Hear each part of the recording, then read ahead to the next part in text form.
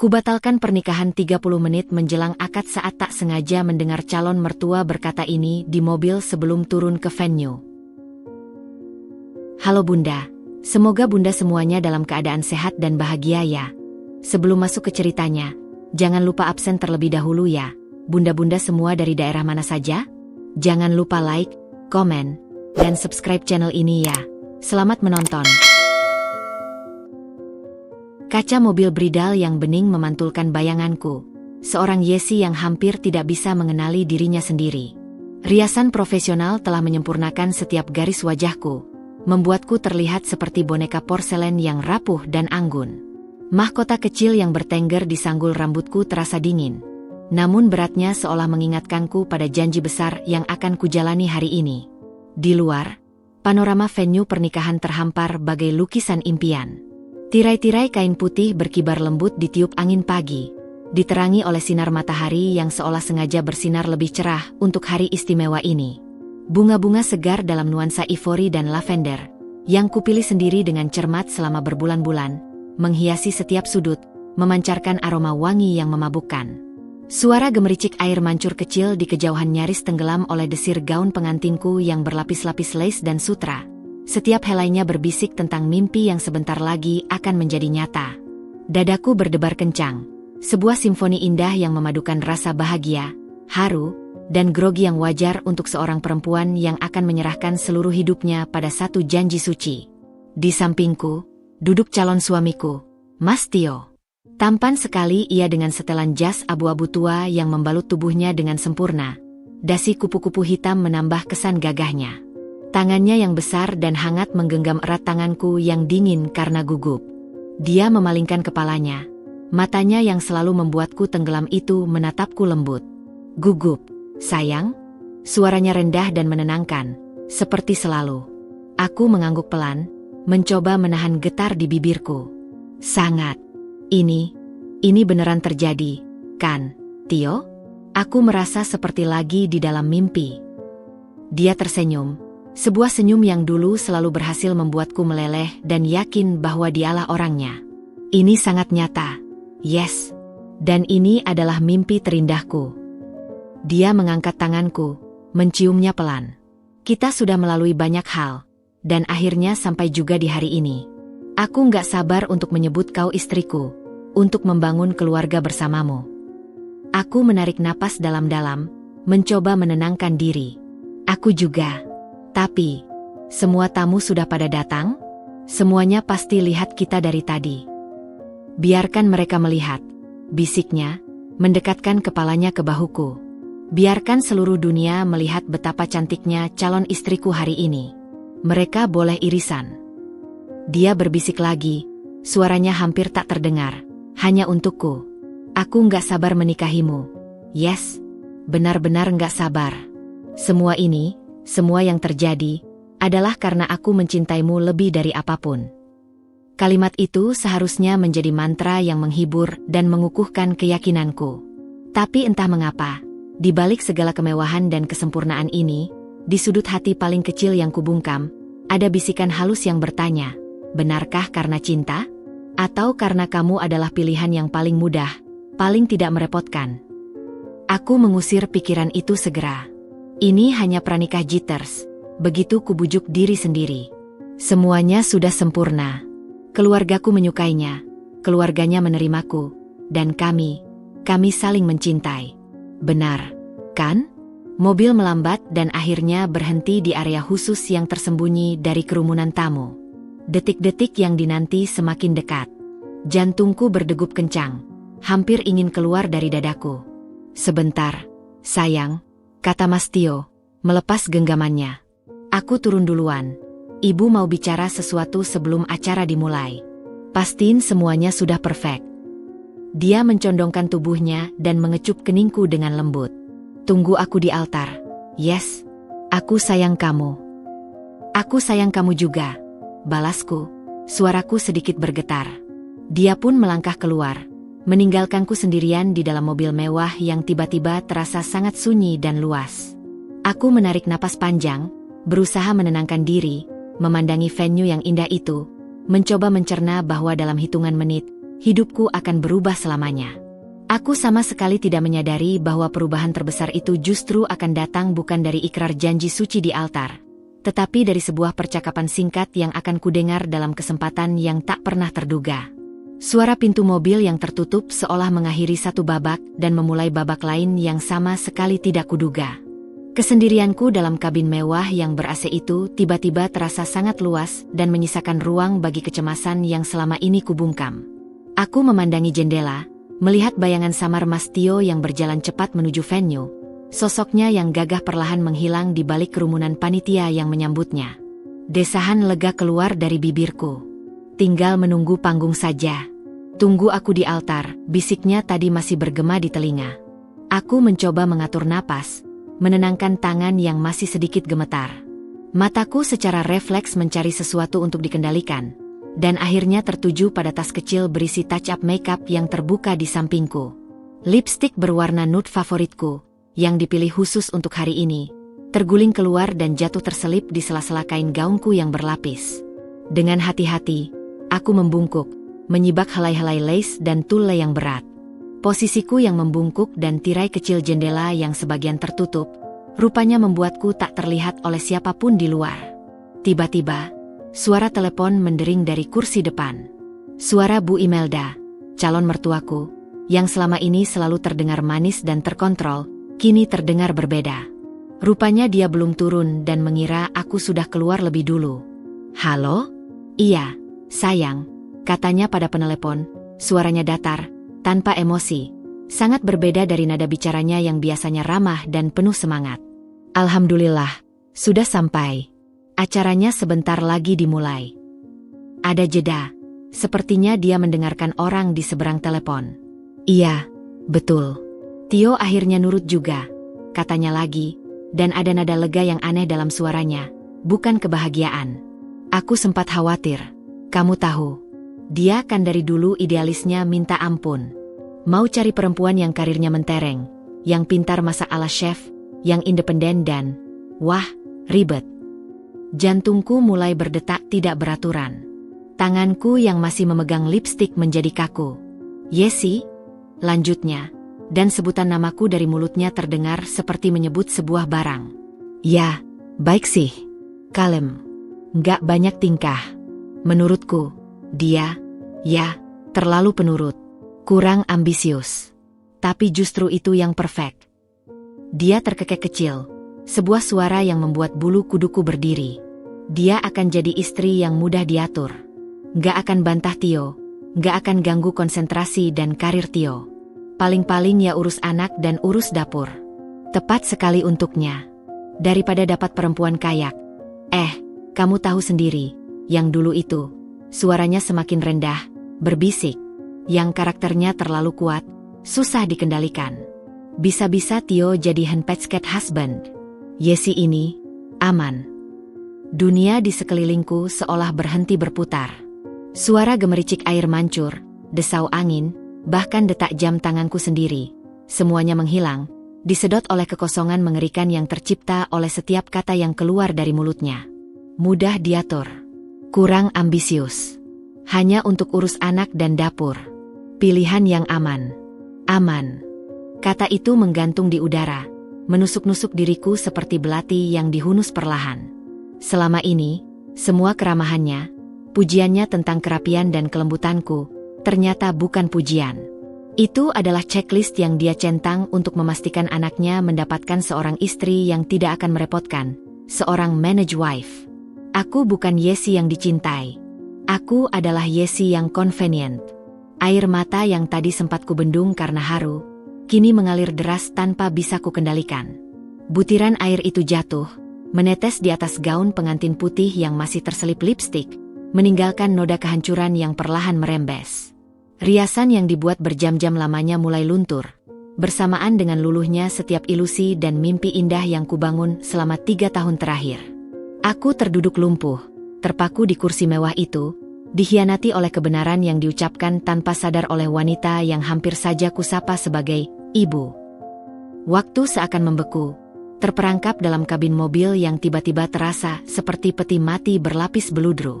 Setiap kata yang meluncur dari bibir Bu Imelda bukan lagi sekadar suara. Mereka adalah paku-paku panas yang dipalu ke dalam kesadaranku, membakar setiap selubung ilusi yang selama 3 tahun terakhir ku tenun dengan begitu hati-hati. Mudah diatur.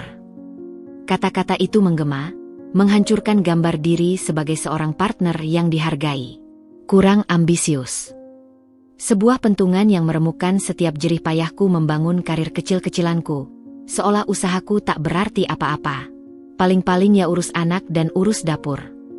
Itu adalah pengurangan yang keji, menyempitkan seluruh eksistensiku, impianku, dan potensiku hanya ke dalam 2 ruang domestik. Dan yang paling melumpuhkan, tepat sekali untuknya. Aku bukanlah pilihan hati, aku adalah solusi strategis. Aku adalah settlement, bukan soul mata. Air mataku mengalir deras, bukan lagi tetesan haru atau kegugupan, tetapi banjir bandang dari rasa sakit, pengkhianatan, dan penghinaan yang begitu dalam. Mereka meninggalkan jejak yang dalam pada gaun sutra putih yang harganya mungkin setara dengan beberapa bulan gajiku. Setiap noda basah adalah stempel dari kebenaran yang kejam. Riasan yang diaplikasikan dengan penuh seni oleh makeup artis kini berubah menjadi topeng yang mencair, coreng-moreng di atas wajah yang dipenuhi keputusasaan. Aku menarik napas terseduh-seduh, tapi udara terasa tipis, seolah seluruh oksigen di dalam mobil telah diracuni oleh kata-kata beracun itu. Tanganku gemetar hebat, dan lipstik yang baru saja kudapatkan kembali terlepas lagi, jatuh dan menggelinding di lantai mobil, simbol dari segala sesuatu yang kini kacau balau. Di luar, dunia terus berjalan. Aku bisa melihat siluet para tamu yang tertawa ringan, para panitia yang berjalan cepat dengan walkie-talkie di tangan. Semua terlihat samar dan jauh seperti adegan dalam film bisu. Mereka semua ada di sana untuk menyaksikan sebuah kebohongan. Mereka datang untuk merayakan sebuah pernikahan yang dibangun di atas fondasi ilusi dan penilaian yang merendahkan. Suara Bu Imelda masih terdengar, tetapi kini seperti suara dari dalam terowongan yang gelap dan dalam, berbicara tentang betapa leganya dia karena Tio akhirnya nurut. Kata nurut itu seperti cambuk terakhir. Ini bukan tentang cinta Tio padaku. Ini tentang ketaatannya pada skenario ibunya. Pikiranku melesat liar, mengingat setiap momen, setiap pujian palsu, setiap senyuman tipu dari keluarga itu. Apakah Tio tahu? Apakah dia setuju dengan semua ini? Ataukah dia hanya boneka yang patuh?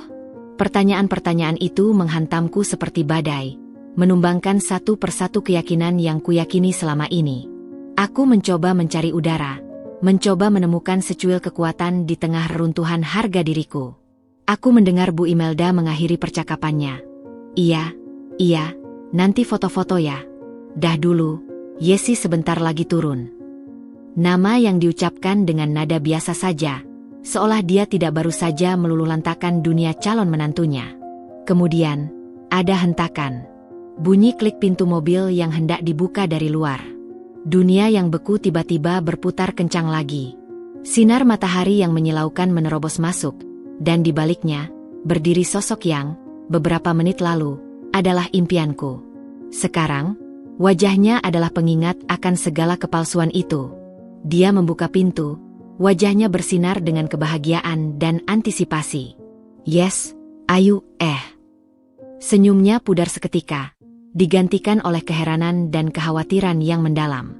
Matanya membelalak melihat keadaan yang berantakan. Kenapa? Kenapa kamu nangis? Ada apa? Suaranya penuh desakan, dia membungkuk, ingin masuk ke dalam mobil. Dari kursi depan, Bu Imelda berbalik. Wajahnya yang tadi begitu tenang dan puas, sekarang berubah pucat pasi, matautnya terbuka lebar penuh horor. Dia menyadari bahwa aku masih di dalam, mendengar segalanya. Dia terlihat seperti ingin berkata sesuatu, tetapi hanya bisa membuka dan menutup mulutnya seperti ikan yang kehabisan oksigen. Dan di tengah semua kekacauan itu, dari dalam diriku yang remuk, muncul sebuah suara yang bahkan tidak kukenal. Suara yang tegas dan penuh keyakinan, meski tubuhku masih gemetar. Apa yang ibu katakan tadi, Bu?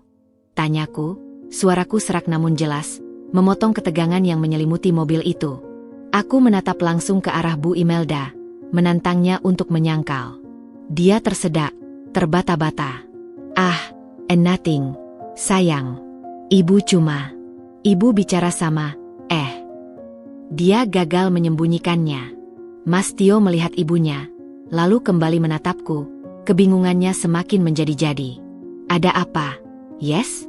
Ibu? Apa yang terjadi? Dia bertanya. Suaranya naik sedikit. Frustasi karena tidak memahami drama yang tiba-tiba terjadi. Aku menarik napas dalam-dalam, mengumpulkan sisa-sisa keberanian yang hampir habis. Air mata masih mengalir, tapi suaraku tidak goyah. Tanyakan pada ibumu, Tio. Atau lebih baik, kataku, menatapnya langsung, menusuk jiwanya dengan setiap kata, aku yang akan memberitahumu. Kabin mobil yang tadinya adalah ruang antisipasi penuh sukacita, kini berubah menjadi arena pertarungan yang sunyi.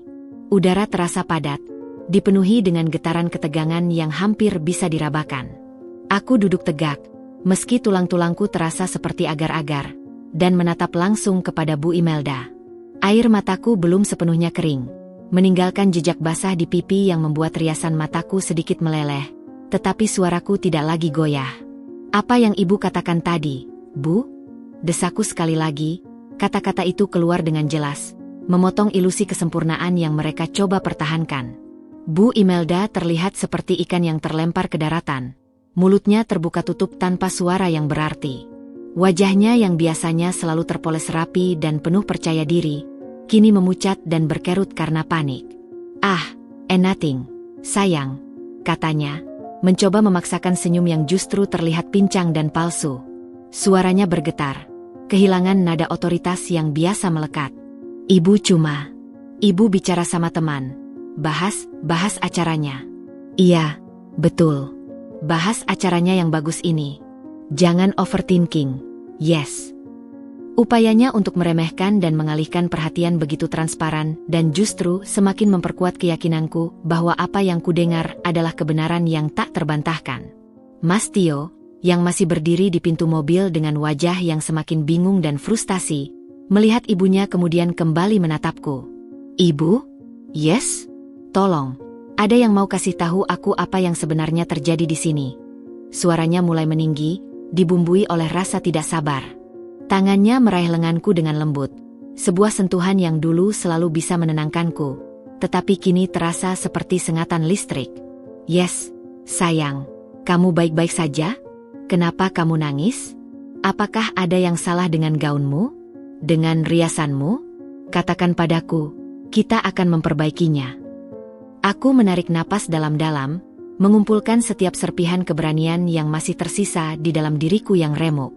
Sentuhannya, yang dulu terasa seperti janji perlindungan, kini terasa seperti belenggu. Aku melepaskan genggamannya dengan perlahan namun pasti. Ini bukan tentang gaun, Tio. Bukan tentang riasan, kataku, suaraku rendah namun penuh dengan intensitas yang membuatnya terdiam. Ini tentang apa yang baru saja ibu katakan pada teleponnya, sebelum kamu membuka pintu ini. Aku memutar tubuhku sepenuhnya untuk menghadapinya. Mataku yang masih basah menatap lurus ke matanya yang penuh kebingungan. Ibu kamu bilang, alhamdulillah kamu akhirnya nurut juga. Aku menekankan kata, nurut, itu, melihat reaksi di wajahnya yang sedikit berubah. Dia bilang, aku ini perfect karena aku mudah diatur. Karena aku tidak ambisius dan tidak akan mengganggu karirmu. Setiap kata yang kuluapkan terasa seperti menggorok lukaku sendiri, tetapi aku harus terus berjalan. Dia bilang, aku paling-paling hanya bisa mengurus anak dan dapur. Itu saja. Dan itu tepat sekali untukmu. Aku berhenti sejenak, menarik napas. Suasana di dalam mobil begitu hening, hanya terdengar suara napas berat Bu Imelda dari kursi depan. Dia membandingkanku dengan mantanmu, yang karakternya terlalu kuat dan susah dikendalikan. Dan dia bersyukur kamu dapat yang aman. Yang seperti aku. Air mata kembali menggenang di mataku, tetapi kali ini bukan air mata kelemahan, melainkan air mata kemarahan dan kekecewaan yang mendalam. Jadi, ini yang sebenarnya, Tio? Selama ini, kamu hanya nurut saja? Kamu memilihku karena aku aman? Karena aku tidak akan menuntut terlalu banyak? Karena aku mudah dikendalikan? Wajah Mas Tio berubah. Ekspresi bingungnya perlahan memudar. digantikan oleh keheningan yang berbicara lebih keras daripada penyangkalan. Dia tidak segera membantah. Matanya menghindari tatapanku, melihat ke arah ibunya yang kini menyembunyikan wajahnya dengan tangan. Diamnya itu adalah pengakuan. Itu adalah konfirmasi atas setiap kekhawatiran terburukku. "Tio?" jawab aku. Desakku, suaraku bergetar namun penuh tekad. "Apakah kamu mencintaiku karena aku adalah Yesi? Atau karena aku adalah pilihan yang paling tidak merepotkan untukmu dan ibumu?" Dia masih terdiam, terkunci dalam konflik antara kejujuran dan keinginan untuk menyelamatkan momen ini. Namun, diamnya sudah merupakan jawaban yang paling jujur yang pernah dia berikan padaku. Dan pada detik itulah, sesuatu dalam diriku patah sekaligus menjadi jelas. Sebuah keputusan besar, yang mungkin akan mengubah hidupku selamanya, lahir dari reruntuhan hati yang hancur. Dengan tenang yang bahkan tidak kukira kumiliki, tanganku yang masih gemetar meraih kerudung pengantin yang masih tersimpan rapi di sampingku. Sehelai kain halus yang semestinya menjadi mahkota penutup kepalaku di altar. Dengan gerakan perlahan namun pasti, aku meletakkannya di kursi di sebelahku. Itu bukan lagi simbol cinta, tapi simbol penyerahan pada sebuah narasi yang palsu. Lalu, aku melihatnya untuk terakhir kalinya. "Aku batalkan pernikahan ini, Tio." Kataku itu sederhana, namun dampaknya seperti gempa bumi. Bu Imelda terkesiap. Mas Tio akhirnya bereaksi, matanya membelalak penuh ketidakpercayaan. "Yes? Apa? Jangan gegabah. Ini hanya kesalahpahaman." Tapi aku sudah selesai. Aku sudah mendengar semua yang perlu kudengar. Aku tidak bisa menikahi seseorang yang memandangku rendah, dan memasuki sebuah keluarga yang akan selalu menganggapku sebagai pilihan yang aman. "Maafkan aku." Tanpa menunggu responsnya lagi, aku mengambil tepi gaun pengantinku yang berat dan melepaskan sepatu hak tinggi yang menyakitkan itu. Dengan langkah yang mungkin terhuyung, tetapi penuh dengan tujuan yang jelas, aku melangkah keluar dari mobil Bridal. Dinginnya udara luar menyambutku, tetapi justru terasa menyegarkan dibandingkan dengan racun kepalsuan di dalam mobil. Aku tidak menoleh lagi. Aku berjalan menyusuri jalan kecil di belakang venue, meninggalkan semua kebohongan dan ekspektasi palsu itu. Setiap langkah terasa berat secara fisik, tetapi jiwaku terasa lebih ringan dari sebelumnya. Hari ini, 30 menit sebelum akad, aku mungkin membatalkan sebuah pernikahan, tetapi aku baru saja menyelamatkan sisa hidupku. Dinginnya ubin trotoar menusak telapak kakiku yang hanya terbungkus kaos kaki nilon tipis. Sebuah sensasi nyata yang kontras dengan kabut surreal yang menyelimuti pikiranku. Setiap langkah menjauhi mobil Bridal terasa seperti berjalan melalui aspal yang belum kering, berat dan meninggalkan jejak yang dalam. Gaun pengantinku yang megah, dengan lapisan lace dan tulle yang sebelumnya terasa seperti sayap malaikat, kini berubah menjadi jangkar yang menahanku, mengingatkanku pada beban ilusi yang hampir saja kujunjung. Desirannya yang halus kini terdengar seperti lolongan ejekan, mengingatkanku pada setiap pujian palsu dan senyuman tipu yang kuterima. Dari kejauhan, suara Mas Tio memecah keheningan, pecah dan penuh kepanikan. "Yesi, tunggu. Kembali. Kita bisa bicara," teriaknya. Suaranya semakin lemah seiring dengan jarak yang kuperlebar. Namun, suaranya tidak lagi memiliki daya pikat bagiku. Itu hanyalah gema dari sebuah kehidupan yang hampir saja kujalani. Sebuah kehidupan di mana aku akan selalu menjadi yang kedua, setelah ambisi dan kendali ibunya. Aku terus berjalan, menelusuri jalan setapak di belakang venue yang sepi, jauh dari keramaian tamu undangan yang masih tidak menyadari bahwa drama besar sedang terjadi. Angin sepau-sepau menerpa wajahku, mengeringkan sisa air mata yang masih membasahi pipi. Riasan yang luntur mungkin membuatku terlihat seperti badut yang terluka, tetapi di dalam, untuk pertama kalinya hari ini, aku merasa jernih. Keputusan untuk membatalkan pernikahan bukanlah ledakan emosi semata. Itu adalah letusan dari kebenaran yang telah dipendam terlalu lama. Sebuah kebenaran yang akhirnya menemukan suaranya melalui kecelakaan takdir di dalam mobil tadi. Tiba-tiba, seorang panitia muda yang sedang membawa beberapa rangkaian bunga melihatku. Matanya membelalak penuh ketidakpercayaan. "Mbak Yesi, ada apa? Kenapa di sini? Butuh bantuan?" tanyanya, suara penuh kebingungan. Aku menggeleng, mencoba tersenyum kecil namun yang tercipta hanya kerutan getir di sudut bibir. "Tolong," kataku, suaraku serak namun tegas. "Tolong antar saya ke keluarga saya. Katakan pada mereka, katakan pernikahan ini batal." Wajahnya berubah pucat, tetapi dia mengangguk cepat, mungkin melihat ketegasan di mataku yang masih basah. Dia membimbingku melalui pintu samping, menghindari kerumunan utama. Setiap langkah terasa seperti perjalanan menuju pengadilan, di mana aku harus menghadapi gelombang kejutan, kekecewaan, dan mungkin bahkan kemarahan. Saat pintu terbuka, aku melihat orang tuaku duduk di barisan paling depan, berdampingan dengan beberapa kerabat dekat. Wajah ibu bersinar dengan kebahagiaan dan haru, sementara ayah duduk tegak dengan bangga. Ketika pandangan mereka beralih kepadaku, yang berjalan dengan gaun compang-camping, tanpa kerudung, dengan wajah yang coreng-moreng oleh air mata dan riasan yang luntur, ekspresi mereka berubah dari kebahagiaan menjadi keheranan, lalu menjadi kepanikan yang dalam. Ibu langsung berdiri, tangannya menutup mulut. "Yesi, sayang, apa yang terjadi? Kenapa kau di sini? Kenapa kau menangis?" tanyanya, suara bergetar penuh kekhawatiran, tangannya meraih lenganku. Aku terjatuh ke pelukannya, tubuhku gemetar hebat. "Ibu, maafkan saya," isaku, suara tertahan oleh tangisan yang kembali meluap. "Pernikahan ini, saya batalkan." Kata-kata itu menggantung di udara, membekukan setiap orang di sekitar kami. Ayah berdiri perlahan, wajahnya yang biasanya kalem kini berkerut oleh kebingungan dan kekhawatiran. "Batalkan? Yesi, apa maksudmu? Apa yang terjadi? Apakah terjadi sesuatu dengan Tio?" Aku menarik napas dalam-dalam, mencoba mengendalikan diri. Dari kejauhan, aku melihat keluarga Tio bergegas mendekat. Wajah-wajah mereka mencerminkan kemarahan dan kebingungan yang sama. Bu Imelda terlihat pucat dan marah, sementara Mas Tio terlihat hancur dan bingung. Dengan suara yang lebih stabil, meski masih bergetar, aku mulai menjelaskan. "Saya tidak sengaja mendengar percakapan Bu Imelda di mobil," kataku, menatap langsung kepada calon mertuaku yang sekarang berdiri beberapa langkah jauhnya. Wajahnya berubah dari marah menjadi panik. Dia bilang dia bersyukur Tio akhirnya nurut menikahi saya karena saya mudah diatur, tidak ambisius, dan paling-paling hanya bisa mengurus anak dan dapur. Dia bilang saya pilihan yang aman.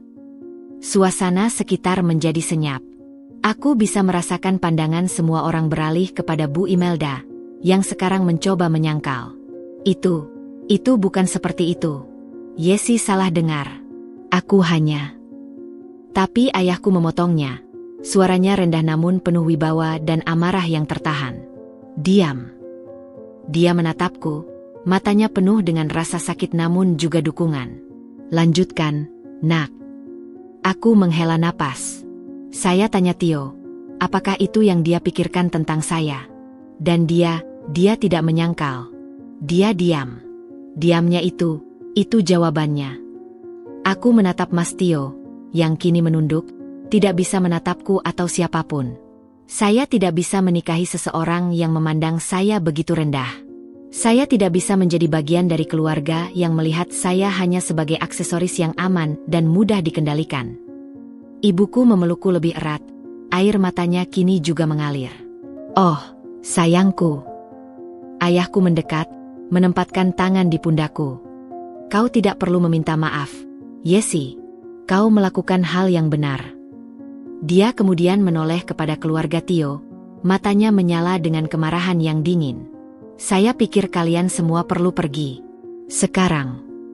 Keluarga Tio terlihat seperti ingin membantah, tetapi melihat ketegasan di wajah ayahku dan tatapan penghakiman dari beberapa tamu yang mulai menyadari situasi, mereka akhirnya mengalah dan pergi dengan wajah muram. Aku berdiri di sana, di pelukan orang tuaku, dikelilingi oleh reruntuhan dari hari yang seharusnya menjadi hari terbahagiaku. Rasanya seperti seluruh kekuatanku habis terkuras. Tapi di balik semua rasa malu, sedih, dan hancur, ada secercah kelegaan. Aku telah mengambil langkah kecil, tetapi itu adalah langkah terbesar dan paling berani dalam hidupku. Langkah pertama menuju kebenaran dan harga diriku sendiri. Aku mungkin membatalkan sebuah pernikahan, tetapi aku baru saja menyelamatkan sisa hidupku dari penjara ilusi dan penghinaan. Dan untuk itu, aku tidak akan pernah menyesal. Kabin mobil keluarga kami terasa seperti ruang vakum, hampa dan berat, seolah menyedot semua suara kecuali desahan dan isakan yang tertahan. Aku duduk di jok belakang, terjepit di antara ibu yang masih memelukku erat dan ayah yang duduk tegak. Tangannya menggenggam lututnya dengan kekuatan yang membuat buku-bukunya putih. Gaun pengantinku yang megah kini terasa seperti kostum yang salah untuk sebuah tragedi, berlipat-lipat secara tidak karuan, mengenakan noda air mata dan debu dari jalan yang baru saja kulalui. Jadi hanya karena itu, suara ibu finali pecah, bergetar dan penuh rasa tidak percaya. Tangannya menghapus air mataku dengan lembut, jarinya yang halus terasa hangat di atas kulitku yang dingin. Hanya karena omongan sembarang itu? Yesi, sayang, apakah kau tidak berpikir panjang? Semuanya sudah diatur, tamu-tamu sudah datang. Semua orang sudah tahu.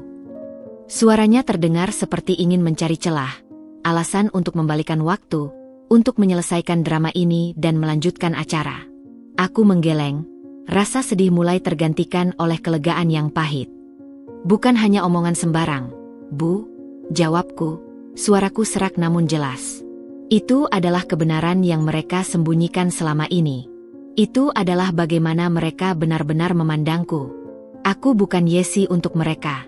Aku hanya sebuah opsi yang nyaman. Aku memandangnya, berusaha membuatnya mengerti. Bayangkan, Bu, jika aku melanjutkan ini. Setiap hari aku akan hidup dengan pengetahuan bahwa suamiku menikahiku karena nurut, dan ibu mertuaku menganggapku hanya bisa urus dapur. Apakah ibu ingin melihatku hidup seperti itu? Diperkecil dan direndah setiap hari. Ibu terdiam. Matanya berkaca-kaca. Dia melihat keputusasaanku, keteguhan di balik air mataku. Perlahan, dia mengangguk, pelukannya semakin erat. Tidak, sayang. Ibu tidak mau. Dia menarik napas dalam-dalam. Ibu hanya terkejut. Ibu marah pada mereka. Sangat marah. Suaranya kini berubah, diwarnai oleh kemarahan yang mulai mendidih. Berani-beraninya mereka memandang rendah anakku. Berani-beraninya mereka menganggap anakku hanya pilihan aman. Ayah, yang selama ini diam, akhirnya berbicara. Suaranya rendah, bergetar oleh amarah yang dingin dan terkontrol, seperti baja yang siap menghunjam. Mereka tidak hanya menghina Yesi, gumamnya, matanya menatap lurus ke depan, seolah bisa menembus jendela mobil dan membakar keluarga Tio yang sudah pergi. Mereka menghina kita semua. Mereka menganggap kita bodoh, mudah dibodohi oleh senyuman dan kata-kata manis mereka. Dia memutar tubuhnya, menatapku. Wajahnya yang biasanya kalem kini keras seperti batu. Kau tidak perlu merasa malu sedikitpun, Yesi. Kau telah menunjukkan keberanian yang tidak banyak dimiliki orang. Kau memilih harga dirimu di atas segalanya. Ayah bangga padamu. Kata-kata itu, yang diucapkan dengan suara serak penuh emosi, membuat air mataku kembali mengalir. Ini bukan air mata sedih, tapi air mata yang lega karena didukung oleh orang yang paling kuhormati. Tapi tamu-tamunya, Pak, bisik ibu, masih khawatir dengan tatapan sosial. Apa yang harus kita katakan? Semua orang sudah datang, hadiah sudah diterima. Ayah menghela napas panjang. Kita akan menghadapinya bersama, katanya dengan tegas. Kita akan jujur. Tidak perlu menutup-nutupi keburukan mereka. Kita katakan bahwa keluarga mempelai pria menunjukkan sikap dan perkataan yang sangat tidak menghormati Yesi dan keluarga kita, sehingga pernikahan ini tidak bisa dilanjutkan. Dia menepuk pundakku. Kebohongan mereka yang memalukan, bukan kita. Mobil akhirnya berhenti di depan rumah. Melihat kami kembali lebih awal dengan wajah yang telah tercuci air mata dan gaun pengantin yang masih melekat di tubuhku, para kerabat yang sudah berkumpul di teras bergegas mendekat. Wajah-wajah mereka dipenuhi tanda tanya dan kecemasan. Bibi Rina, yang paling vokal, langsung menyambar. Yesi, kenapa pulang? Ada apa? Tio di mana? Ayah turun lebih dulu, badannya tegak, menjadi perisai bagi kami. Pernikahan batal, ucapnya, suaranya lantang dan jelas, didengar oleh semua yang hadir. Keluarga Tio menunjukkan sikap yang tidak pantas dan menghina Yesi hingga yang bersangkutan tidak mau melanjutkan pernikahan.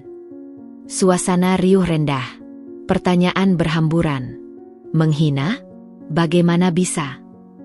Sikap tidak pantas seperti apa? Aku melangkah keluar, berdiri di samping ayah. Meski tubuhku masih lemah, suaraku tidak goyah ketika aku berbicara, menyaring setiap detail percakapan di mobil, tanpa embel-embel, tanpa dramatisasi. Aku mengulangi setiap kata keji Bu Imelda, dan diamnya Mas Tio yang menjadi bukti persetujuannya. Dengan setiap kata yang kuucapkan, ekspresi kerabat berubah dari keheranan menjadi kemarahan. Paman Heru, adik ayahku, wajahnya memerah. Gila. Keluarga itu gila. Pantesan dari tadi ibunya kelihatan sombong. Kekecewaan dan kemarahan keluarga besarku adalah balasan yang hangat. Sebuah selimut yang melindungiku dari rasa malu yang mencoba menyusup. Mereka marah untukku, bukan padaku. Mereka merasa dikhianati bersama. Dan di tengah-tengah semua kekacauan dan amarah itu, aku akhirnya bisa bernapas lega. Rasa maluku mulai memudar, digantikan oleh keyakinan bahwa aku telah melakukan hal yang benar. Aku dikelilingi oleh orang-orang yang mencintaiku apa adanya, yang marah karena harga diriku diinjak-injak. Hari ini mungkin adalah hari yang menyedihkan, tetapi ini juga adalah hari di mana aku melihat betapa kuatnya dukungan yang mengelilingiku. Aku tidak sendirian. Pintu kamarku tertutup rapat, memisahkanku dari dunia luar yang masih gempar oleh keputusan drastisku. Gaun pengantin yang megah dan berlapis-lapis itu kini tergeletak di lantai seperti bangkai kupu-kupu yang indah namun tak bernyawa. Sebuah simbol dari mimpi yang dikhianati dan dibatalkan. Aku duduk di tepi tempat tidur, hanya mengenakan tank top dan celana pendek. Tubuhku terasa ringan namun hampa, seolah semua energi dan emosi telah terkuras habis dalam satu hari itu. Dinginnya AC menyapu kulitku, tetapi tidak semembeku rasa hampa yang merayap di dalam dada. Apa yang baru saja kulakukan? Bisikan itu mengusik, memanfaatkan keheningan dan kelelahan. Semua orang pasti membicarakanku. Mereka menganggapku gila, tidak stabil. Seorang Bridezilla yang merusak hari bahagianya sendiri, rasa malu yang panas membakar pipiku. Aku memeluk bantal, mencoba meredam getaran yang tiba-tiba menggigil di seluruh tubuhku. Ini adalah hari yang seharusnya menjadi hari terbaik dalam hidupku, tetapi kini berubah menjadi mimpi buruk yang tak terelakkan. Tap, tap. Suara ketukan lembut di pintu.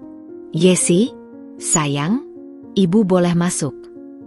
Suara ibu terdengar lembut, penuh kehati-hatian, seperti mendekati hewan yang terluka. Aku tidak langsung menjawab. Aku tidak ingin siapapun melihatku seperti ini, remuk dan rapuh. Tapi akhirnya, aku berbisik lemah. Iya, Bu. Pintu terbuka perlahan. Ibu masuk membawa nampan berisi semangkuk sup ayam hangat yang menguap wangi dan segelas teh chamomile. Matanya yang masih sembab memandangiku dengan campuran rasa sakit, khawatir, dan kasih sayang yang tak terbatas. Duduk, sayang.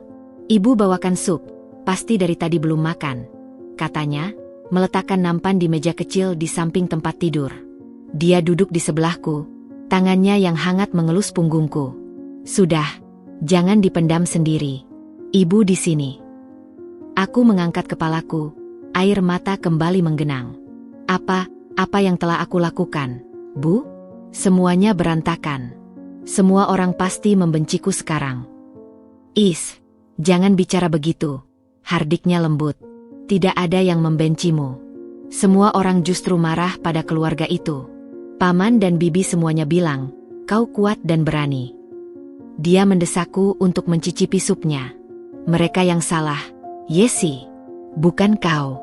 Kau hanya membela dirimu. Aku mengambil sendok. Kuah sup yang hangat terasa menenangkan di kerongkongan yang kaku. Tapi, semua persiapan, uang yang sudah dikeluarkan, tamu-tamu. Ayah yang sudah urus semuanya, jawab ibu dengan tenang. Dia telepon semua vendor, jelaskan situasinya.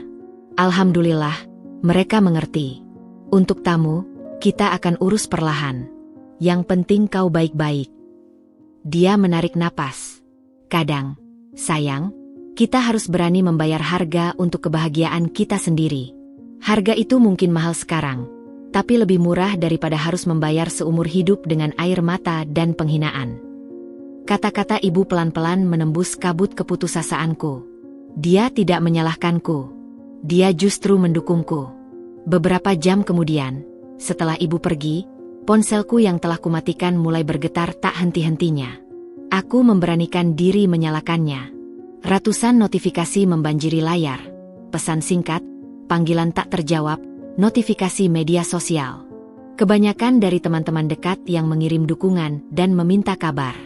Tapi ada juga beberapa dari teman jauh yang penasaran dan menghakimi. Dian, teman SMA Yesi, katanya nikahnya batal? Beneran? Kenapa? Ada apa? Aku menghela napas, lalu memutuskan untuk jujur padanya, menceritakan singkat apa yang kudengar. Balasannya cepat. Dian, astaga. Berani banget itu orang tuanya. Good move, yes. Lu kuat banget. Kalau gue mungkin udah mental breakdown di tempat. Jangan sedih ya, mereka gak worth it. Namun, tidak semua sepositif itu. Sebuah pesan dari seorang kenalan yang bekerja di perusahaan yang sama dengan Mas Tio membuat dadaku sesak. Randi, hey Yesi, denger-denger siang tadi wedding lo batal ya? Di kantor pada ribut. Katanya lo bridezilla dan mental breakdown gara-gara masalah sepele? That true. Aku hampir saja melemparkan ponselku. Bridezilla. Jadi, itulah narasi yang keluarga Tio sebarkan untuk menyelamatkan muka mereka. Aku menarik napas dalam-dalam. Aku tidak akan membiarkan mereka mencuri kebenaranku. Dengan tangan yang sedikit gemetar, aku membalas pesan Randi. Yesi, hai Randi. Tidak benar. Saya membatalkan karena tidak mau menikah dengan keluarga yang memandang rendah saya dan menganggap saya hanya pilihan yang aman dan mudah diatur. Saya baik-baik saja dan berdiri di atas keputusan saya. Terima kasih untuk perhatiannya. Aku memblokir nomor Mas Tio dan semua keluarganya satu persatu. Aku juga keluar dari semua grup chat yang berhubungan dengan pernikahan dan keluarga mereka. Setiap blok dan exit terasa seperti mengambil kembali kendali atas hidupku. Sepotong demi sepotong. Hari-hari berikutnya dihabiskan dengan berdamai. Berdamai dengan rasa malu, dengan pertanyaan, what if? Dengan kenangan indah yang ternoda oleh akhir yang pahit. Keluargaku adalah batu karang yang kokoh. Ayah dengan tegas menolak setiap percakapan yang menyudutkanku. Ibu selalu siap dengan makanan hangat dan pelukan. Adik laki-lakiku, Raka, bahkan memaksaku menonton film-film komedi bodoh untuk mengalihkan pikiranku. Lambat laun, kabut kesedihan mulai berangsur sirna. Rasa malu berganti dengan kemarahan yang sehat, dan kemudian, penerimaan. Aku mulai menyadari bahwa kamar yang sunyi ini bukanlah penjara, tetapi ruang pemulihan. Reruntuhan pernikahan yang kubatalkan bukanlah akhir, tetapi landasan yang bersih untuk membangun sesuatu yang baru, sesuatu yang lebih autentik. Aku mungkin tidak tahu seperti apa masa depanku nanti, tetapi untuk pertama kalinya sejak di dalam mobil itu, aku merasa memiliki kendali penuh atas narasi hidupku sendiri. Dan itu terasa membebaskan. Dunia di luar tembok rumah kami ternyata tidak sepemaaf dan sesetia dukungan keluarga inti. Gelombang gosip, seperti tsunami sosial, menyapu seluruh lingkaran pertemanan dan pergaulan kami, dibawa oleh angin desas-desus yang sengaja ditiupkan oleh pihak yang merasa paling terhina dan berusaha menyelamatkan muka, keluarga Tio. Hari-hari pertama pasca pembatalan adalah hari-hari di mana ponsel ibu dan ayah hampir tidak pernah berhenti berdering. Setiap telepon membawa nada yang sama, rasa ingin tahu yang disembunyikan sebagai keprihatinan, dan terkadang, tuduhan halus. Ibu sedang duduk di teras, mencoba menikmati tehnya yang sudah dingin, ketika teleponnya berbunyi. Dari ekspresinya yang langsung berkerut, aku tahu itu bukan kabar baik. Halo? Iya, ini Ibu Yesi, katanya. Suaranya berusaha tetap ramah. Aku bisa mendengar suara cempreng wanita di seberang telepon, meski tidak jelas katanya. Ibu mendengarkan, wajahnya semakin memerah. Siapa yang bilang? Tanya ibu tiba-tiba, suaranya meningkat sedikit. Tidak, itu tidak benar. Sama sekali tidak benar. Dia terdiam lagi, mendengarkan, dan napasnya mulai memburu. Kami yang membatalkan karena mereka yang menghina anak kami. Yesi mendengar sendiri calon mertuanya mengatakan hal-hal yang sangat merendahkan. Ibu mulai terdengar frustrasi. Tidak, ini bukan masalah Bridezilla. Ini masalah harga diri dan penghormatan. Tiba-tiba, matanya melotot.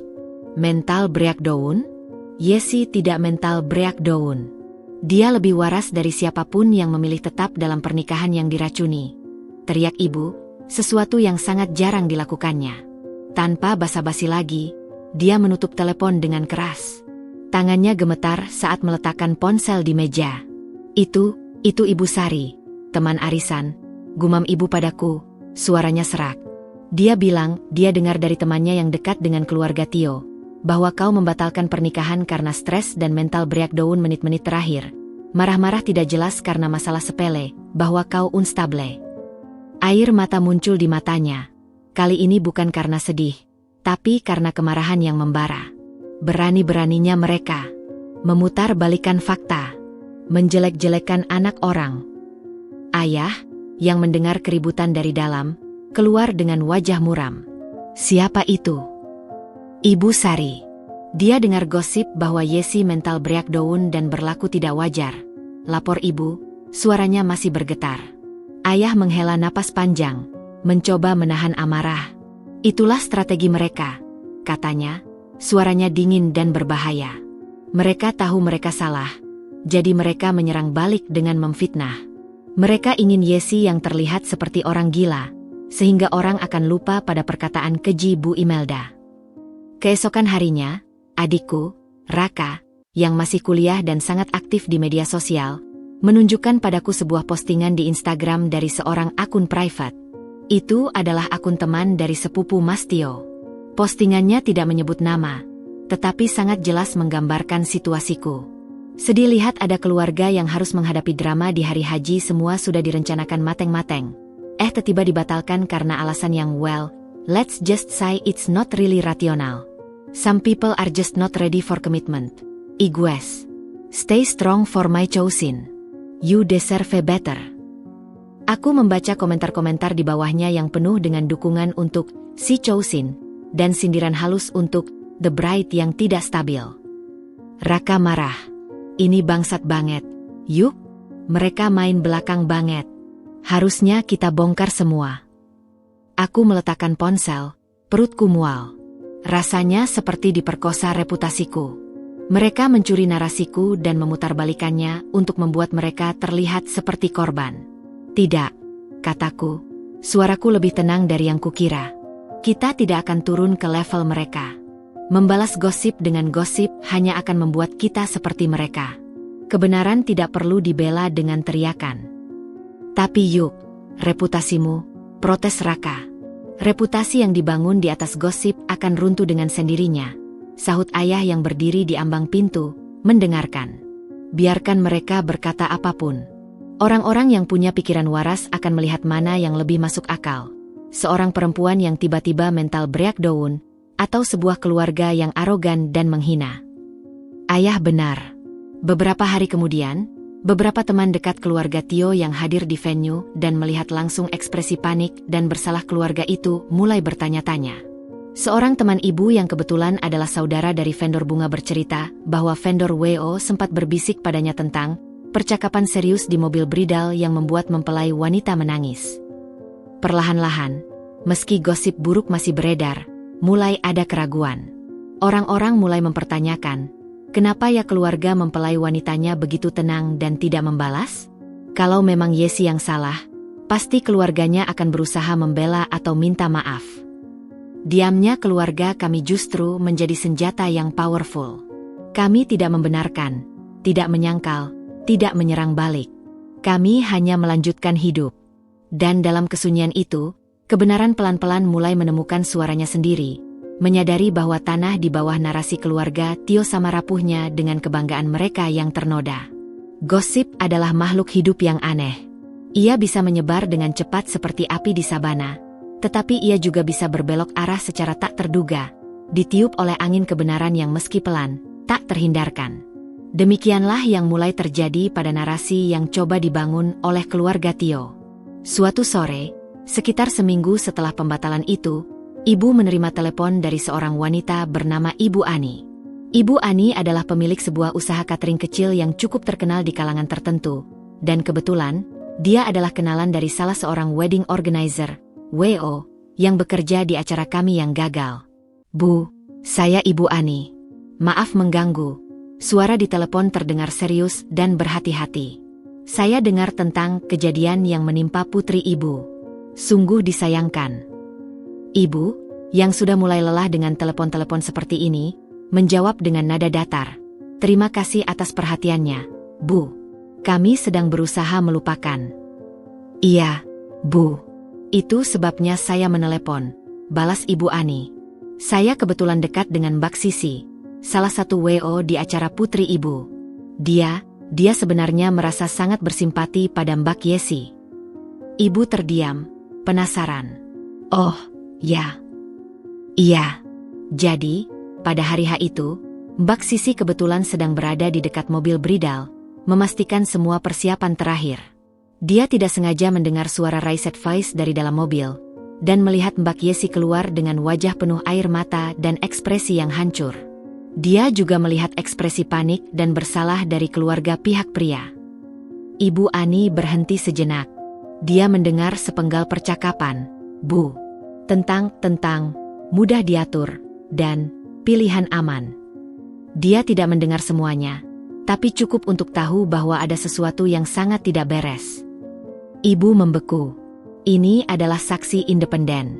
Seorang profesional yang tidak memihak. Mbak Sisi ini merasa sangat tidak enak karena gosip yang beredar sekarang sangat menjatuhkan Mbak Yesi. Dia merasa punya tanggung jawab moral untuk membenarkan bahwa yang terjadi bukanlah Bridezilla moment atau mental breakdown, tapi sebuah reaksi yang wajar terhadap penghinaan. Ibu Ani melanjutkan, dia tidak berani bicara langsung, takut dibully atau dikucilkan oleh keluarga pihak pria yang obviously punya pengaruh. Tapi dia izinkan saya untuk menyampaikan ini pada ibu, untuk disampaikan pada yang perlu tahu, bahwa ada yang tahu kebenarannya. Ibu hampir tidak bisa berkata-kata. Ibu Ani, terima kasih banyak. Ini sangat berarti untuk kami dan untuk Yesi. Sama-sama, Bu. Saya turut prihatin. Mbak Yesi anak yang baik. Tidak pantas diperlakukan seperti itu. Setelah telepon itu, ibu langsung menceritakan semuanya padaku dan ayah. Sebuah kelegaan yang luar biasa, meski kecil, menyirami hati kami yang sudah gerah oleh fitnah. Ini baru awal, kata ayah, sebuah cahaya kepuasan kecil di matanya. Kebenaran punya caranya sendiri. Dan benar, Ibu Ani, yang adalah seorang sosialite yang cukup connected, mulai menyebarkan koreksi halus ini dalam percakapan-percakapan privatnya. Dia tidak menyebarkan gosip baru, tetapi hanya membetulkan naratif yang salah ketika topik itu muncul. Oh, tentang pernikahan yang batal itu? Dengar-dengar sih bukan karena ceweknya mental, tapi karena dia dengar calon mertuanya ngomong hal yang gak enak tentang dia di mobil. Katanya sih direndahin begitu. Iya, teman saya yang WO-nya denger langsung sedikit. Kasian banget si ceweknya. Lambat laun, angin mulai berubah. Seorang teman dari adik Mas Tio yang hadir di acara itu, yang selama ini diam, akhirnya mengakui pada seorang teman dekatnya bahwa memang ada drama di mobil. Ibu Tio kelihatan sangat panik dan Yesi keluar sambil nangis-nangis, bukan marah-marah. Potongan-potongan kebenaran ini mulai berkumpul seperti puzzle. Orang-orang yang berpikiran waras mulai menghubungkan titik-titiknya. Mengapa keluarga wanita begitu tenang dan tidak membalas? Mengapa keluarga pria begitu agresif menyebarkan gosip buruk? Mengapa tidak ada penyangkalan spesifik dari keluarga Tio tentang konten penghinaan tersebut? Mereka hanya menyerang karakter Yesi tanpa pernah membahas apa yang sebenarnya dikatakan. Seorang influencer lokal yang merupakan teman kampusku bahkan membuat thread di Twitternya tanpa menyebut nama, tentang pentingnya respect dalam hubungan dan bagaimana keluarga bisa menjadi deal breaker. Dia menulis, Imagine building a future with someone whose family sees you as a convenient accessory, not an equal partner. No amount of love is worth your self-respect. Threadnya menjadi viral dan banyak yang menghubungkannya dengan kasusku, meski tidak ada nama yang disebut. Kebenaran itu seperti air. Ia akan selalu menemukan celah untuk merembes. Meskipun keluarga Tio masih berusaha mempertahankan naratif mereka, fondasinya retak. Mereka tidak lagi dilihat sebagai korban yang malang, tetapi sebagai keluarga yang mungkin menyembunyikan sesuatu. Dan dalam dunia sosial, tanda tanya seringkali lebih berbahaya daripada tuduhan langsung. Rumor tentang apa sih sebenarnya yang diomongin sampai weddingnya batal, mulai menggantikan rumor tentang mental breakdown. Dan itu adalah sebuah kemenangan kecil, namun signifikan, bagi kami. Kebenaran akhirnya mulai membela dirinya sendiri. Karma, meski seringkali datang terlambat, tidak pernah lupa alamatnya. Dan bagi keluarga Tio, yang membangun kerajaan bisnis dan sosial mereka di atas fondasi penampilan dan koneksi, retaknya reputasi mulai berdampak pada hal yang paling mereka sakralkan, bisnis mereka. Ayahku menerima telepon pada suatu pagi, beberapa minggu setelah gemuruh pembatalan pernikahan mulai mereda. Di seberang telepon adalah Bapak Anton, seorang partner bisnis utama keluarga Tio yang kebetulan juga adalah suami dari sahabat dekat ibuku. Suaranya terdengar serius dan tidak seperti biasa. Pak Budi, ini Anton. Saya mohon maaf mengganggu. Saya ingin membicarakan sesuatu yang agak sensitif. Ayahku mengerutkan kening, duduk lebih tegak di kursi kerjanya. Tentu, Pak Anton. Ada apa? Ini tentang proyek joint venture kita dengan keluarga Tio. Jelas Pak Anton, suaranya berhati-hati. Kami, tim direksi kami, memutuskan untuk tidak melanjutkan negosiasi untuk saat ini. Ayah, yang tahu bahwa proyek itu hampir final, terkejut. Oh, ada masalah apa? Secara teknis dan finansial kan semuanya sudah clear.